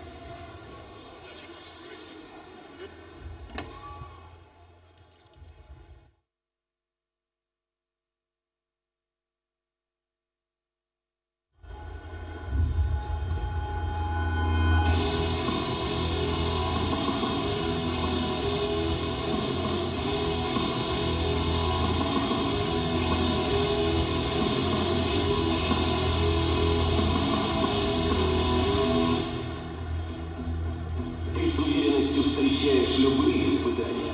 А как насчет твоего лица? Новый крем для лица Nivea создан специально для мужчин. Он эффективно увлажняет кожу и защищает ее от сухости. Новый мужской крем Nivea Уверенность тебе к лицу. Поддержи свою команду с Nivea Nivea официальный спонсор чемпионата мира по хоккею.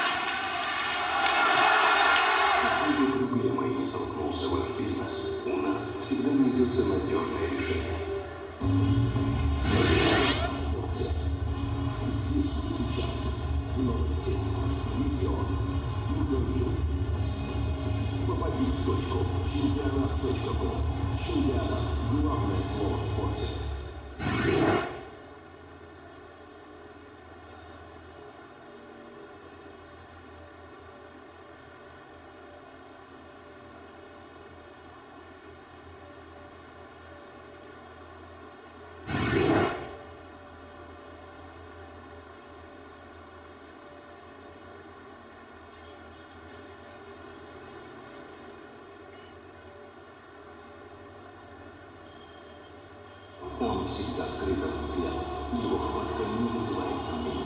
Именно на нем все держится. И когда нужен результат, его обеспечит Целизит. За надежную хватку отвечает плиточный клей, а затирка за безупречный внешний вид. За результатом стоит Целизит. Качество для профессионалов. Это больше, чем спортивная форма. Это знак почета, символ гордости. И когда они надевают его, они не просто игроки, они атланты, несущие на плечах свою страну, храбро сражаясь против лучших в мире. Именно с спине вам ничего не скажет. Главное – это верх на груди. Самые яркие звезды хоккея съедутся в Торонто, чтобы выяснить, чья сборная сильнее. Кубок мира по хоккею 2016. Билеты уже в продаже.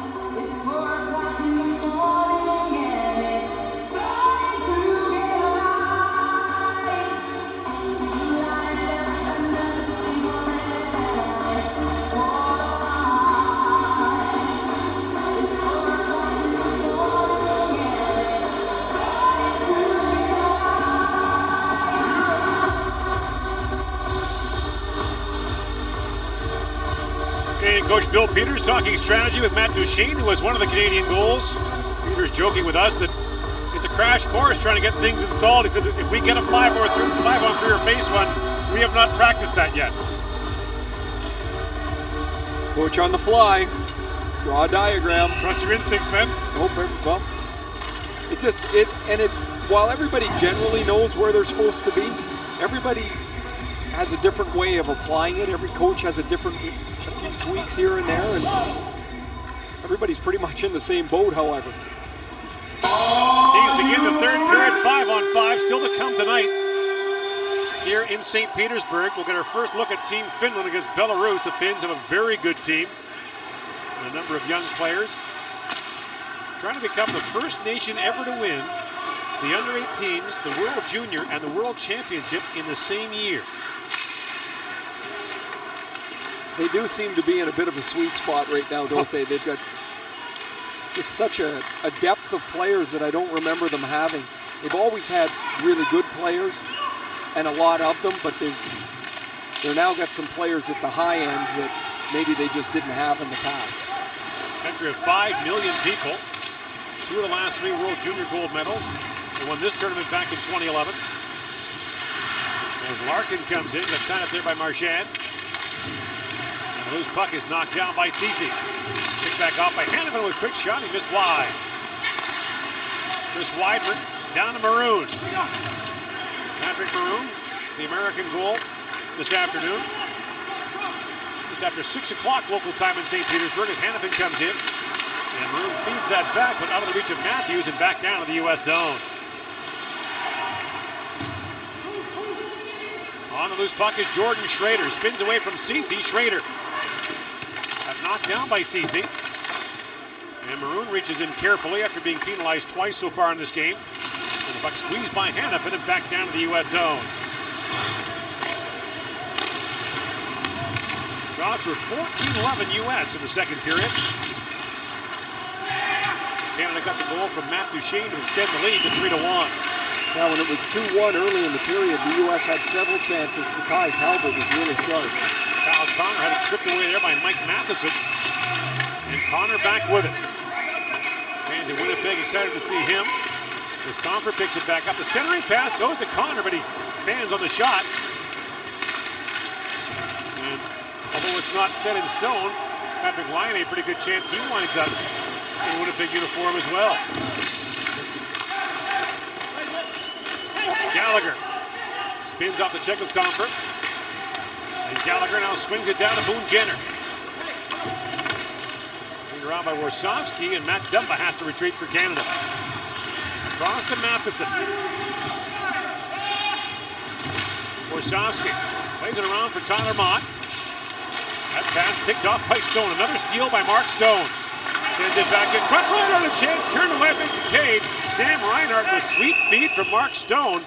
The mask of Keith Kincaid has been dislodged and play is called. What a terrific play from Mark Stone. Ottawa Senator fans have seen this for the last couple of years. The read of the play and the pass right on the tape to Reinhart. Reinhart, who had an outstanding rookie season for the Buffalo Sabres, hits Kincaid right in the head.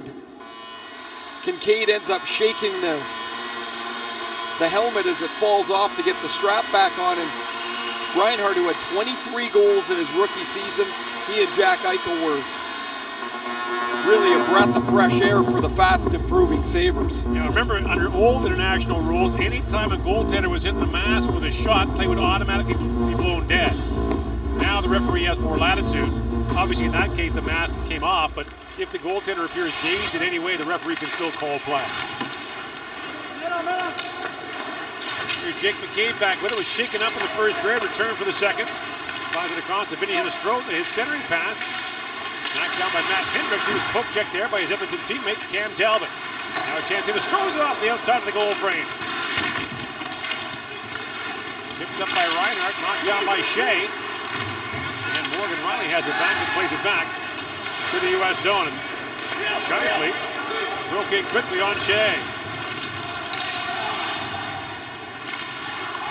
In comes Larkin with it. Dylan Larkin winds his way in. Drops it back, and Weidman had to keep it in line for Larkin. He fans on the pass. Corey Perry has it back and throws it back up to center ice to Hall. Weidman lifts that way up in the air, down to the corner. On it quickly is Larkin. Drops it back, and a shot by Vetrano very quickly on goal and kicked away by Talbot. Never met a shot he didn't like. That puck was on his stick and gone in a hurry. Graham will play at the line. Duchesne. That's for Marchand.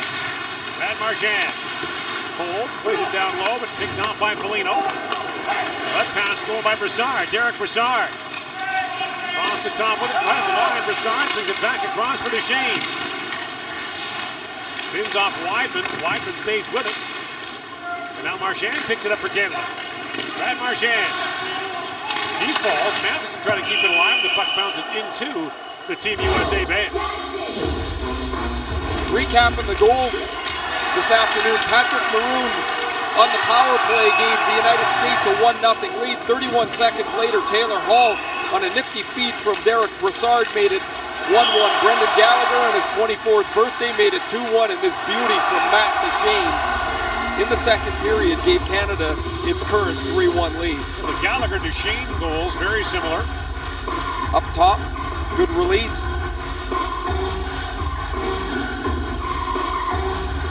Now Team USA arguing about the change with referee Mark Vigan.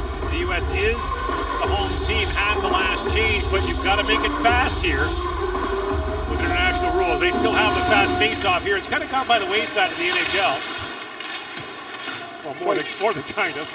Quite frankly, that went by the wayside 3 weeks in. Right now, with guys like you. No, I wasn't even in the league then. It comes Riley across the line. Nice idea. Just have a little more stick-to-itiveness than that. Okay, it didn't work. Let's try something else. McDavid, Domi, Duchesne out there for Canada as Riley holds the line. And now poked out by Schrader. Lead pass to Domi. Drops it off to Duchesne. Duchesne back in. A quick shot. He fired that wide. Max Domi's old junior team, the London Knights, won game 1 of the Ontario Hockey League Championship Series against Niagara last night. Domi played in 3 Memorial Cups for London. Murray pokes it back down to the U.S. zone. And McCabe back to pick it up, being shadowed there by Gallagher. Comfort. Trying to bank that ahead for Connor. Connor hasn't found much space yet. This Michigan line has had just a couple of dangerous moments, but I suspect as the tournament goes on, we'll see a little bit more production from them there. All 3 of them had just terrific years in Michigan. Oh, right on the steal, he finds Boone Jenner, and Jenner fires it over McCabe's shoulder. 4-1 Canada. All of that set up on the steal by Ryan O'Reilly. John Hines is taking a look back at his goaltender from the New Jersey Devils, Keith Kincaid. He wants to figure out how this goal went in as the puck is turned over on a nice steal here by Ryan O'Reilly. He falls and keeps it alive. Boone Jenner's shot is going to go off the pad of Keith Kincaid and deflect into the left side of the net. Kincaid gets down on the butterfly. You see he's not sealed the post. The puck squeezes between post and pad and is in. Kincaid still looking at it, but it's Boone Jenner's first of the tournament, and Canada's got a 4-1 lead. You're right, Gordon. Terrific play by Ryan O'Reilly to keep that puck alive. And meantime, in Moscow, Latvia has just tied it up against Sweden, 1-1 there in the 3rd period.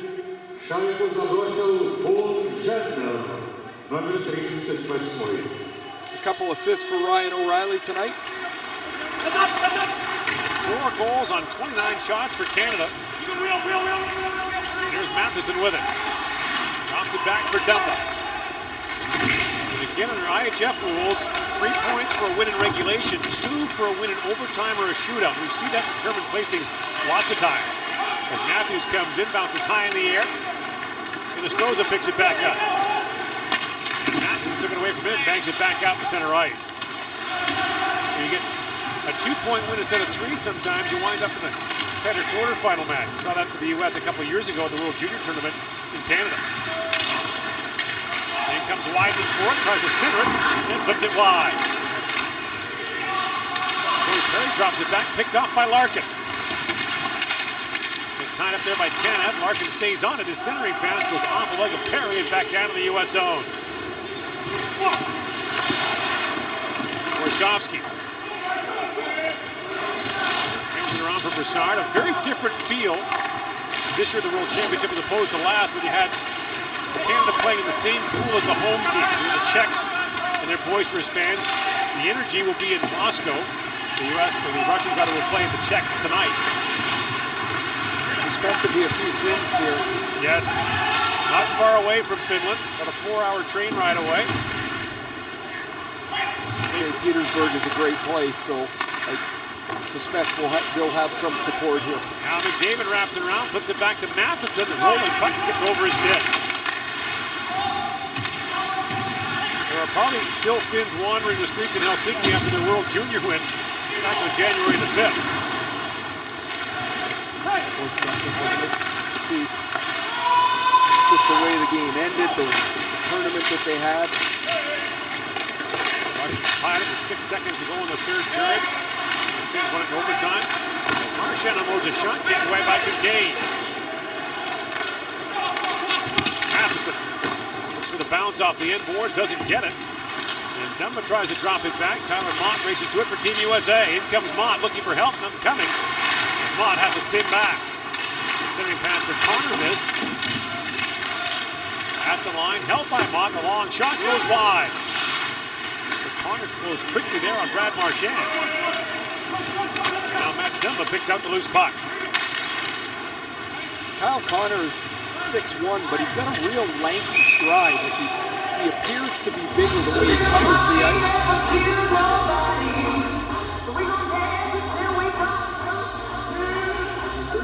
With the score 3-1, we'll get a look at Boone Jenner's goal again. A wrap-around, tight spin that squeezed through the post and pad of Kincaid. That's one he's not going to be happy with, although Boone Jenner is. Yeah, Jenner, 30 goals this year for the Columbus Blue Jackets. His previous high was 16. He's just getting going, though, really. You know, just 22 years old. He's really, to me, kind of looks like what a power forward should be.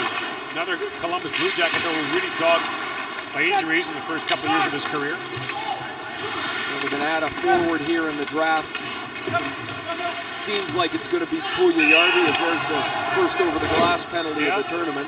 Riley will go off, and the U.S. will go to the power play when we come back.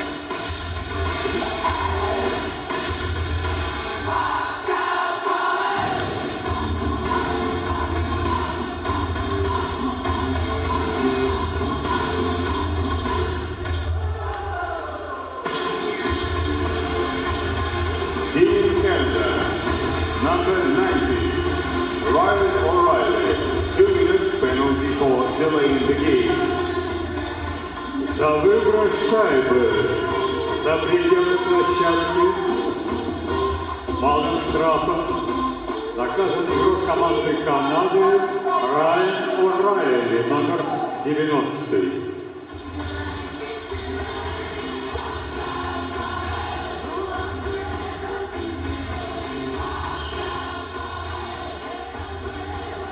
U.S. down by 3, going to a power play here with 10:40 remaining in the third period. And Maroon made a move to go off with the power play. He'll go off now as they'll send out Petrano, Foligno, Larkin, and Warsofsky and Weidman on the back end. Funny you watch, there's 4 Canadian players on the ice. Riley just went over and talked to Tanev. Duchesne just went over and talked to Gallagher. Now Riley went and talked to Gallagher. They're trying to figure this out off each. If the face-off's won or lost, where's everybody going? Now Foligno off the leg of Tanev, bounces to Larkin. At the point, held by Warsofsky. For Larkin. Dylan Larkin feeds it down to Foligno. Takes a whack there from Tanev. His centering pass finds Petrano. He goes to Larkin, walks back out. Poke check there by Riley. Larkin winds his way in, drops it back to Warsofsky. Back down to Larkin. His centering pass broken up by Tanev, and now Riley steps in front of that and fires it down the ice. A little bit of a slow pass from Larkin, but really nice read by Riley to get over and jump the pass and clear it down so Canada can get a change. Warsofsky up ahead to Foligno. Works it on Ceci. And now picked up by Schrader. Jordan Schrader banks it around to Foligno. 1 minute to go in this U.S. power play. Here's Larkin with it. Walks in, shoots. Off the stick of Schrader and wide. Now Foligno back on it. He finds Schrader in the corner. At the point where Warsofsky to Larkin, a one-time shot. Goes off the leg of Max Domi. Domi getting penalty killing duties on a regular basis here for Canada. 21-year-old Arizona Coyote star. And flipped down the ice. With these teams that are put together like this, oftentimes guys that aren't ever in a defensive role might find themselves in one. And Mark Stone's going to find himself as a reliable defensive forward. And it goes to Matthews. Busting in is Austin Matthews. Tried to chip it across. Chopped down by Duchesne. He's away with Marchand. Short-handed. In comes Brad Marchand. And alone score! Brad Marchand. Short-handed goal. It's 5-1 Canada.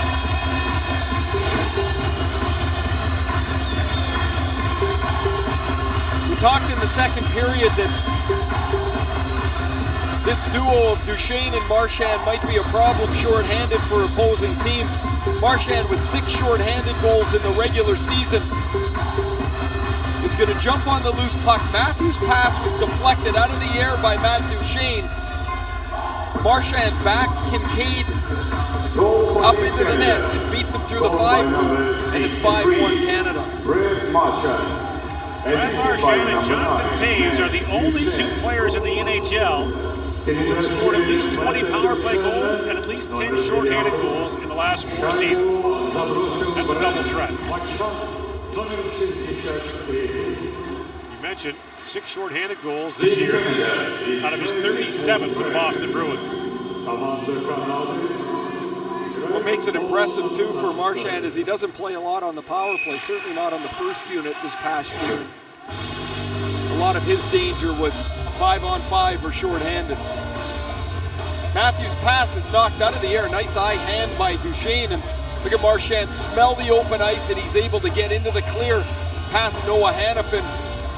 And this one slides under the pad between the legs of Keith Kincaid. And John Hines, the U.S. coach, had mentioned that they wanted to get a look at both Mike Condon from the Montreal Canadiens and Kincaid in the first few games. Thatcher Demko is the 3rd goaltender, just signed with the Vancouver Canucks from Boston College, and he's actually writing a final exam yesterday as he's trying to clean up a lot of his college requirements. Sociology final. I was thinking of writing one of those too. You should try that. I should get into the first year of school. And now Matt Hendricks will go off. But pretty cool, I think, for these players that sign. A high stick from cross-check from Hendricks. But they sign early out of their college career, yet they want to complete their degree that they've worked at for the previous couple of years. And there was a nice story at the University of Michigan's graduation ceremony last month when Mike Komisarek, who played for the Michigan Wolverines, went back after his NHL career and completed his degree. He left early to go pro. And Red Berenson was on the stage to embrace him and congratulate him on finishing his degree. It's a lot of years later to go back. Good for Mike.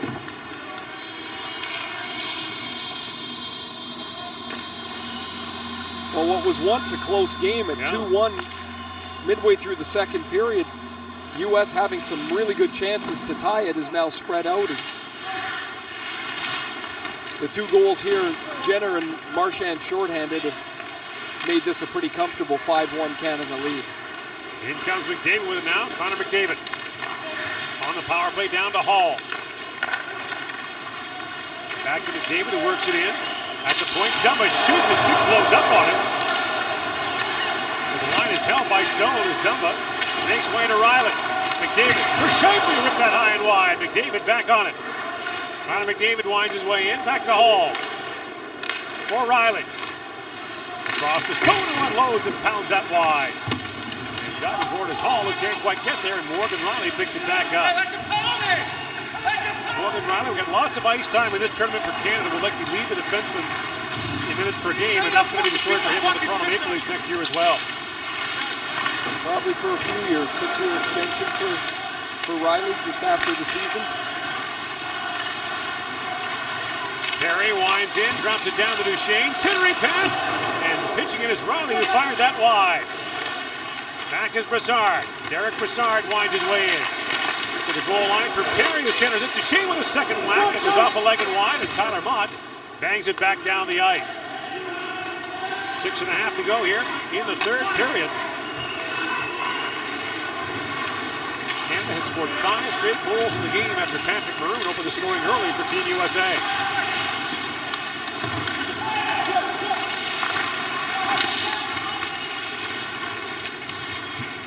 And the changing as Murray kicks it there for Brassard. He's playing at full strength. Hendrick steps out. The teams are back to 5-on-5.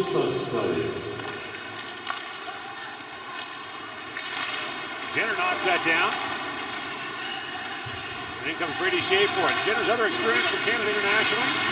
2 World Junior tournaments in 2012 and 2013. In 2012, he steamrolled Olli Mata of Team Finland. Knocked him out of the tournament. Gallagher, rink line for Ceci with a long shot, knocked away by Kincaid. Hendricks chips it out for Team USA.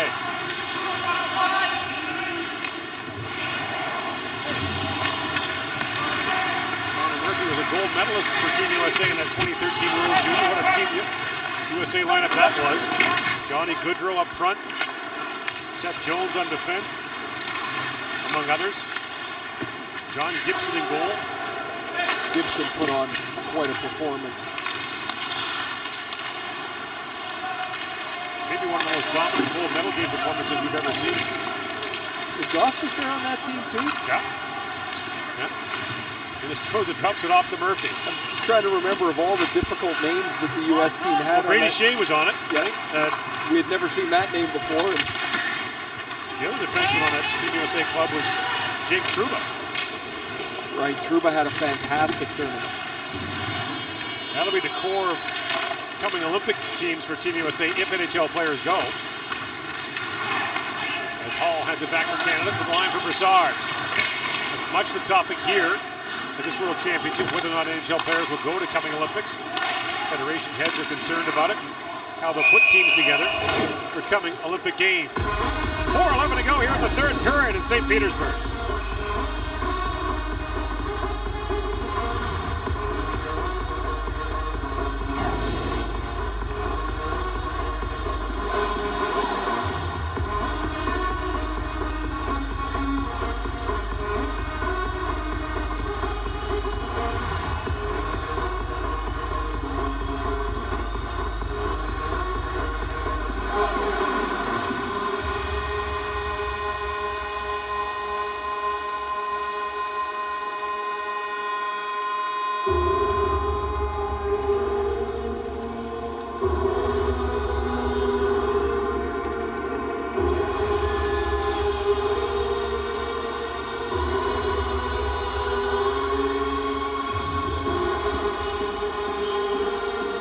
Canada having things its own way so far. The 2016 World Hockey Championship trying to be the first country since Russia in 08 and 09 to repeat as gold medalist.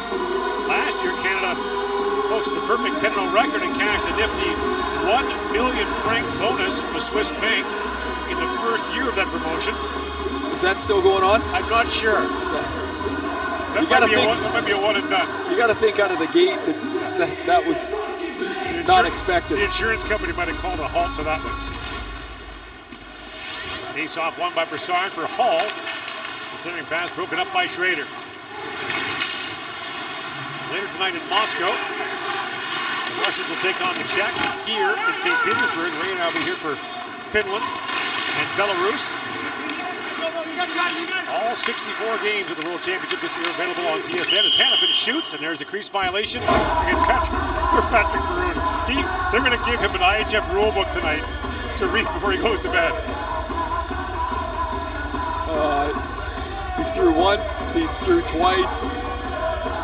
You just can't be there. He does need, I think they should Coles note him. And maybe try and help him along here. He's getting a real lesson in international hockey here. And he's not alone. Oh, no, and the only reason it's funny is because we've seen it a lot, and he's one of the few guys that doesn't have international experience. The 2 penalties he took, he would do that 100 times in the NHL. Probably not get called, and would get called lots here. Here comes Jenner now, slides it back to Murray, in shoots. His shooting there was blocked there by Steven Santini. Now play back to O'Reilly in the corner for Jenner. Banks it back to Murray. Ryan Murray slides it across to Ceci. Cody Ceci, a long shot, knocked away by Kincaid. Rebound picked up by Gallagher. Jenner shoots, he fired it wide. 3 to go now in the third period. And the puck moved up by Miles Wood as Murray picks it back up. Ryan Murray, the second overall pick, as you mentioned, the 2012 draft. The first overall pick, Neil Yakupov, playing for Russia tonight against the Czechs. Marchand works down low for Canada. Got poke check there by Murphy. And Connor Murphy finds Dylan Larkin. Big wide pass to Foligno. That shooting was off the linesman. Miroslav Lotsky giving his elbow a shake after being hit flush with that. Here's Foligno back with it. Nick Foligno slides that through the crease. Couldn't find Larkin with it. Now Larkin back at the point. This pass picked off by McDavid. Canada breaks out 3-on-2. McDavid for Marchand. Taps it across for Duchesne. Pass gets over the head of McDavid. And Foligno backhand to the hip for Larkin. Streaking in his goal. Larkin, the pass just out of his reach. Larkin throws it back towards the goal. McDavid reads back to take it away. Inside 2 minutes to go in the third period here. Meantime in Moscow, Sweden and Latvia are in overtime, tied at 1. What a great start for Latvia. The Swedes have a roster that lacks a lot of their top-end players. Quite a few from their home league. Oh, Domi knocked down there by Weidman. Weidman's got an edge to him. And the two of them got tied up in the face-off circle.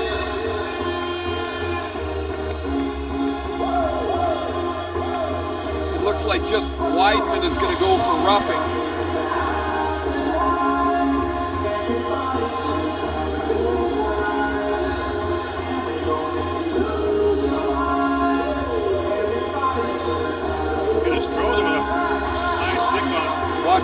Watch up in the circle here. Domi's holding on to his stick. Weidman doesn't like it, so he turns around and punches him. You see the official at center ice is standing there staring at the two of them. And with 90 seconds left, Canada goes back on a power play. You mentioned Latvia against Sweden. Remember how Latvia survived last year? Late shootout win on the last day that knocked Austria out. And Austria ended up getting relegated. Yeah, Austria had to sit and watch. The only way they could be relegated would be if Latvia won the game in extra time. And Latvia did. That's how the Latvians survived. And now they're in overtime the next year against Sweden, tied at 1. With Edgar Masalskis in goal, who might be 50. It's funny, going back year after year after year now, we see these from smaller countries because they don't have a grand depth of player pools. You see the same guys over and over. We're going to do, in the next couple of days, guys that are playing in their 13th and 14th World Championships. There's Dumba with it. Back for Ceci. Back down to Marchand. And on the power play as a result of that, as Dumba fires, and that just missed the head of Brendan Gallagher. And the face-off will come outside as the shot went over the glass. When you play in there as Gallagher does, You get a few that buzz at the tower. Gallagher scored Canada's second goal after Taylor Hall had tied the game at 1 in the first period. Gallagher took a pass from Ryan O'Reilly and beat Keith Kincaid up into the top of the net.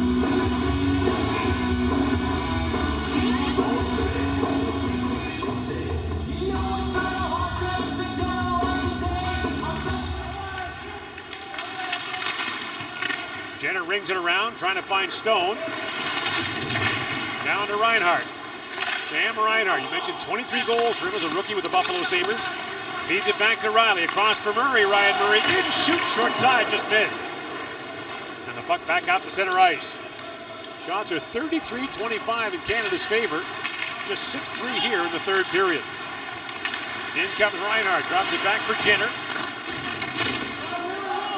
Canada back in action against Hungary on Sunday, as Hungary's back in the A pool for the first time in 9 years.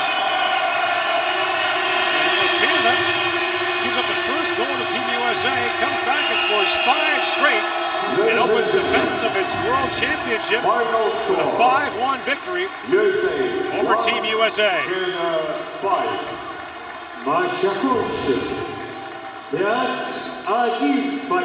Cam Talbot had a terrific afternoon, evening in goal for Team Canada.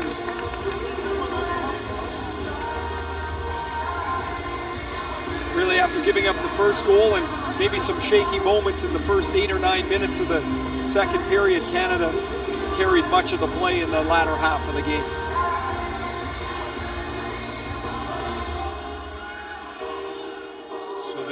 Falls to 0-1. Canada 1-0. Next game for the U.S. against Belarus tomorrow. I mentioned Canada's got Hungary on Sunday. Now time for the player of the game presentations and then the Canadian anthem.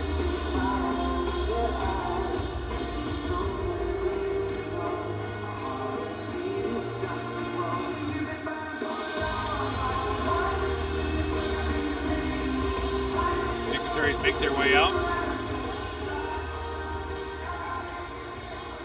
Get the 3-point wins when you can. The top 2 teams in this group will stay here in St. Petersburg for the quarterfinals. The next 2 will go to Moscow to play their quarterfinal matches. The best player of each team will be awarded by Raiffeisen Bank International, official sponsor of the 2016 IIHF Ice Hockey World Championship. Лучшие игроки каждой команды будут награждены сейчас призами, предоставленными Райффайзенбанком, официальным спонсором чемпионата мира IIHF 2016. The prizes will be presented by Vladimir Kirillov, the Vice Governor of St. Petersburg. Владимир Кириллов, вице-губернатор Санкт-Петербурга, вручает лучшему игроку команды США приз. The best player of Team USA. Лучший игрок Крис Вайдман. Chris Weidman, number 6.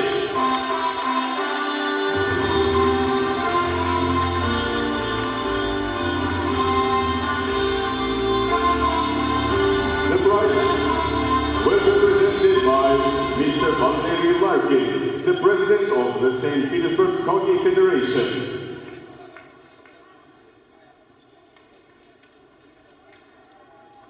Президент Федерации хоккея Санкт-Петербурга Валерий Ларкин вручает лучшему игроку команды Канады Мэтту Дюшену.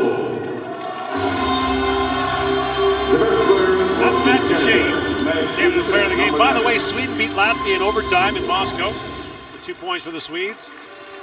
Duchene and Weidman, the players of the game for Canada and the United States.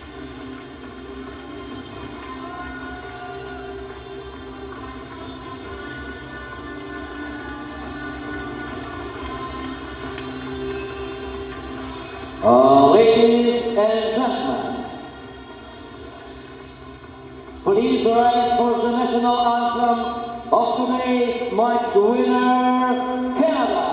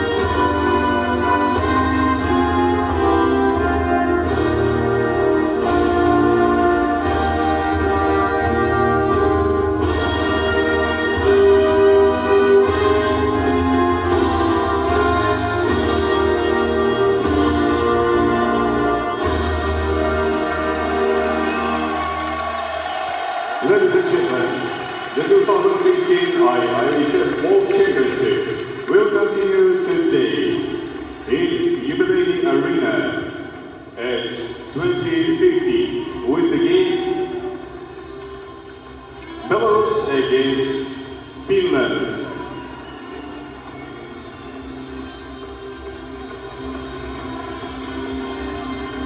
Дамы и господа, в следующем матче на льду Дворца спорта юбилейный сегодня в 20:15 встретятся команды Беларуси и Финляндии.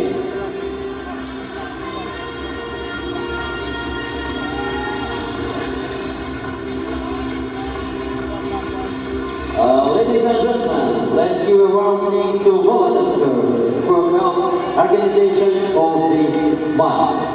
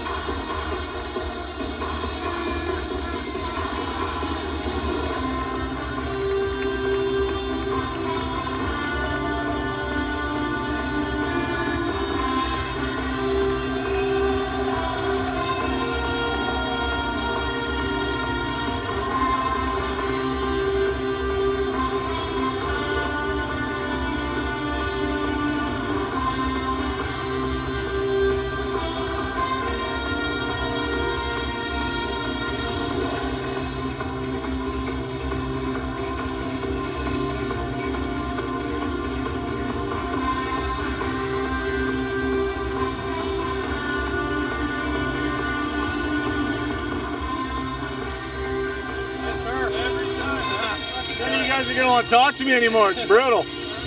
Good day. Cam, other than an exhibition game, this is your first chance to compete for Canada in a double IIHF game. How did it feel out there and wearing this sweater? It felt unbelievable. I mean, it's a dream come true to come out here and wear the Canada crest, and guys battled hard all night, and it's a hard-fought victory. They got one in the early going, but your teammates seemed to bounce back. Did it take a bit for you to settle in too?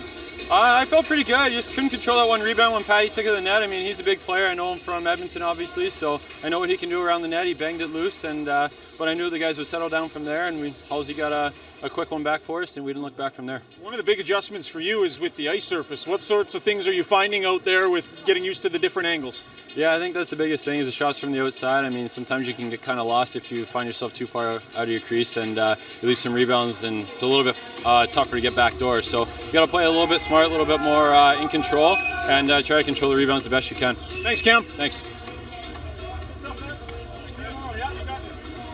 Okay, let's hustle in there and help Dregs.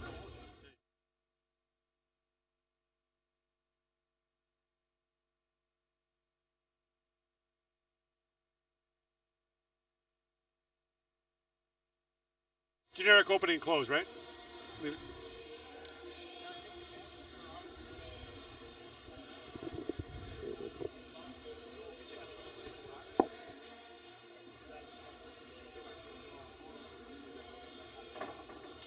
That way? Okay. Good. Okay.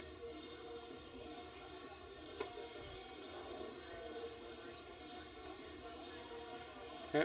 Here we go. 5. Canada brought 430 goal scorers to this World Championship, and 3 of them scored in the opener. Well, with a team that's got such a young defense, the strength of their team looks to be up front. We're going to see how that defense plays. But when they got down 1-0, it didn't take them long, just 31 seconds to equal the score on Taylor Hall's goal. They get a goal from Brendan Gallagher. And after some nervous moments in the second period early, their game started to kick into gear again. You saw the depth of offense. They had Matt Duchesne's goal, made it 3-1, and then running away, putting the punctuation mark on with Boone Jenner and Brad Marchand's shorthanded goal in the third period. What do you think of that young defense? I thought they moved the puck pretty well. I don't think they were really tested much by the U.S. The U.S. has got a young team too, and while there was some moments maybe where the U.S. carried the play, the strength of the Canadian defense is their feet. They can skate, they can move the puck, and they got out of danger pretty quickly. A familiar opponent in the opener and a less familiar one in the next game. Canada faces Hungary on Sunday.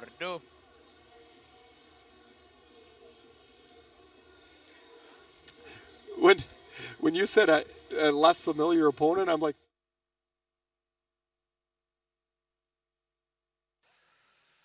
Ja tässä on tervetuloa ja terve menoa. Laitatko sä mulle vielä jotain humppaa vai jotain, niin katsotaan, että tulee. Nyt alkoi poppi soimaan.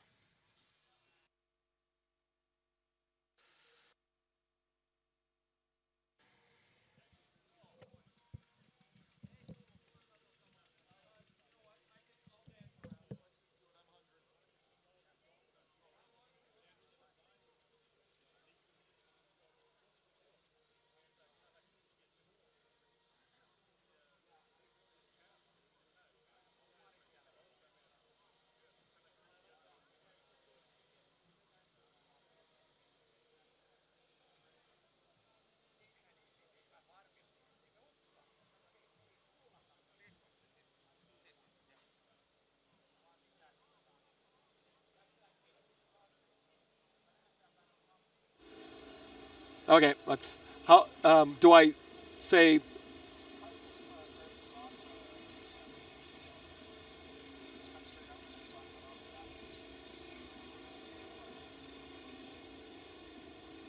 yeah. Yep.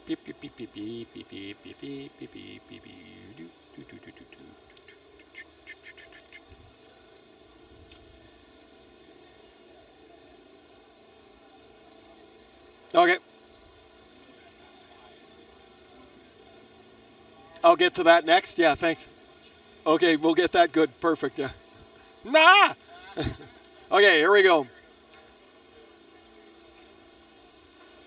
A lot of the focus of the American team was going to be around Austin Matthews, of course. The Toronto Maple Leafs win the lottery just last week. Matthews, who came here a day early I'm going to do that again.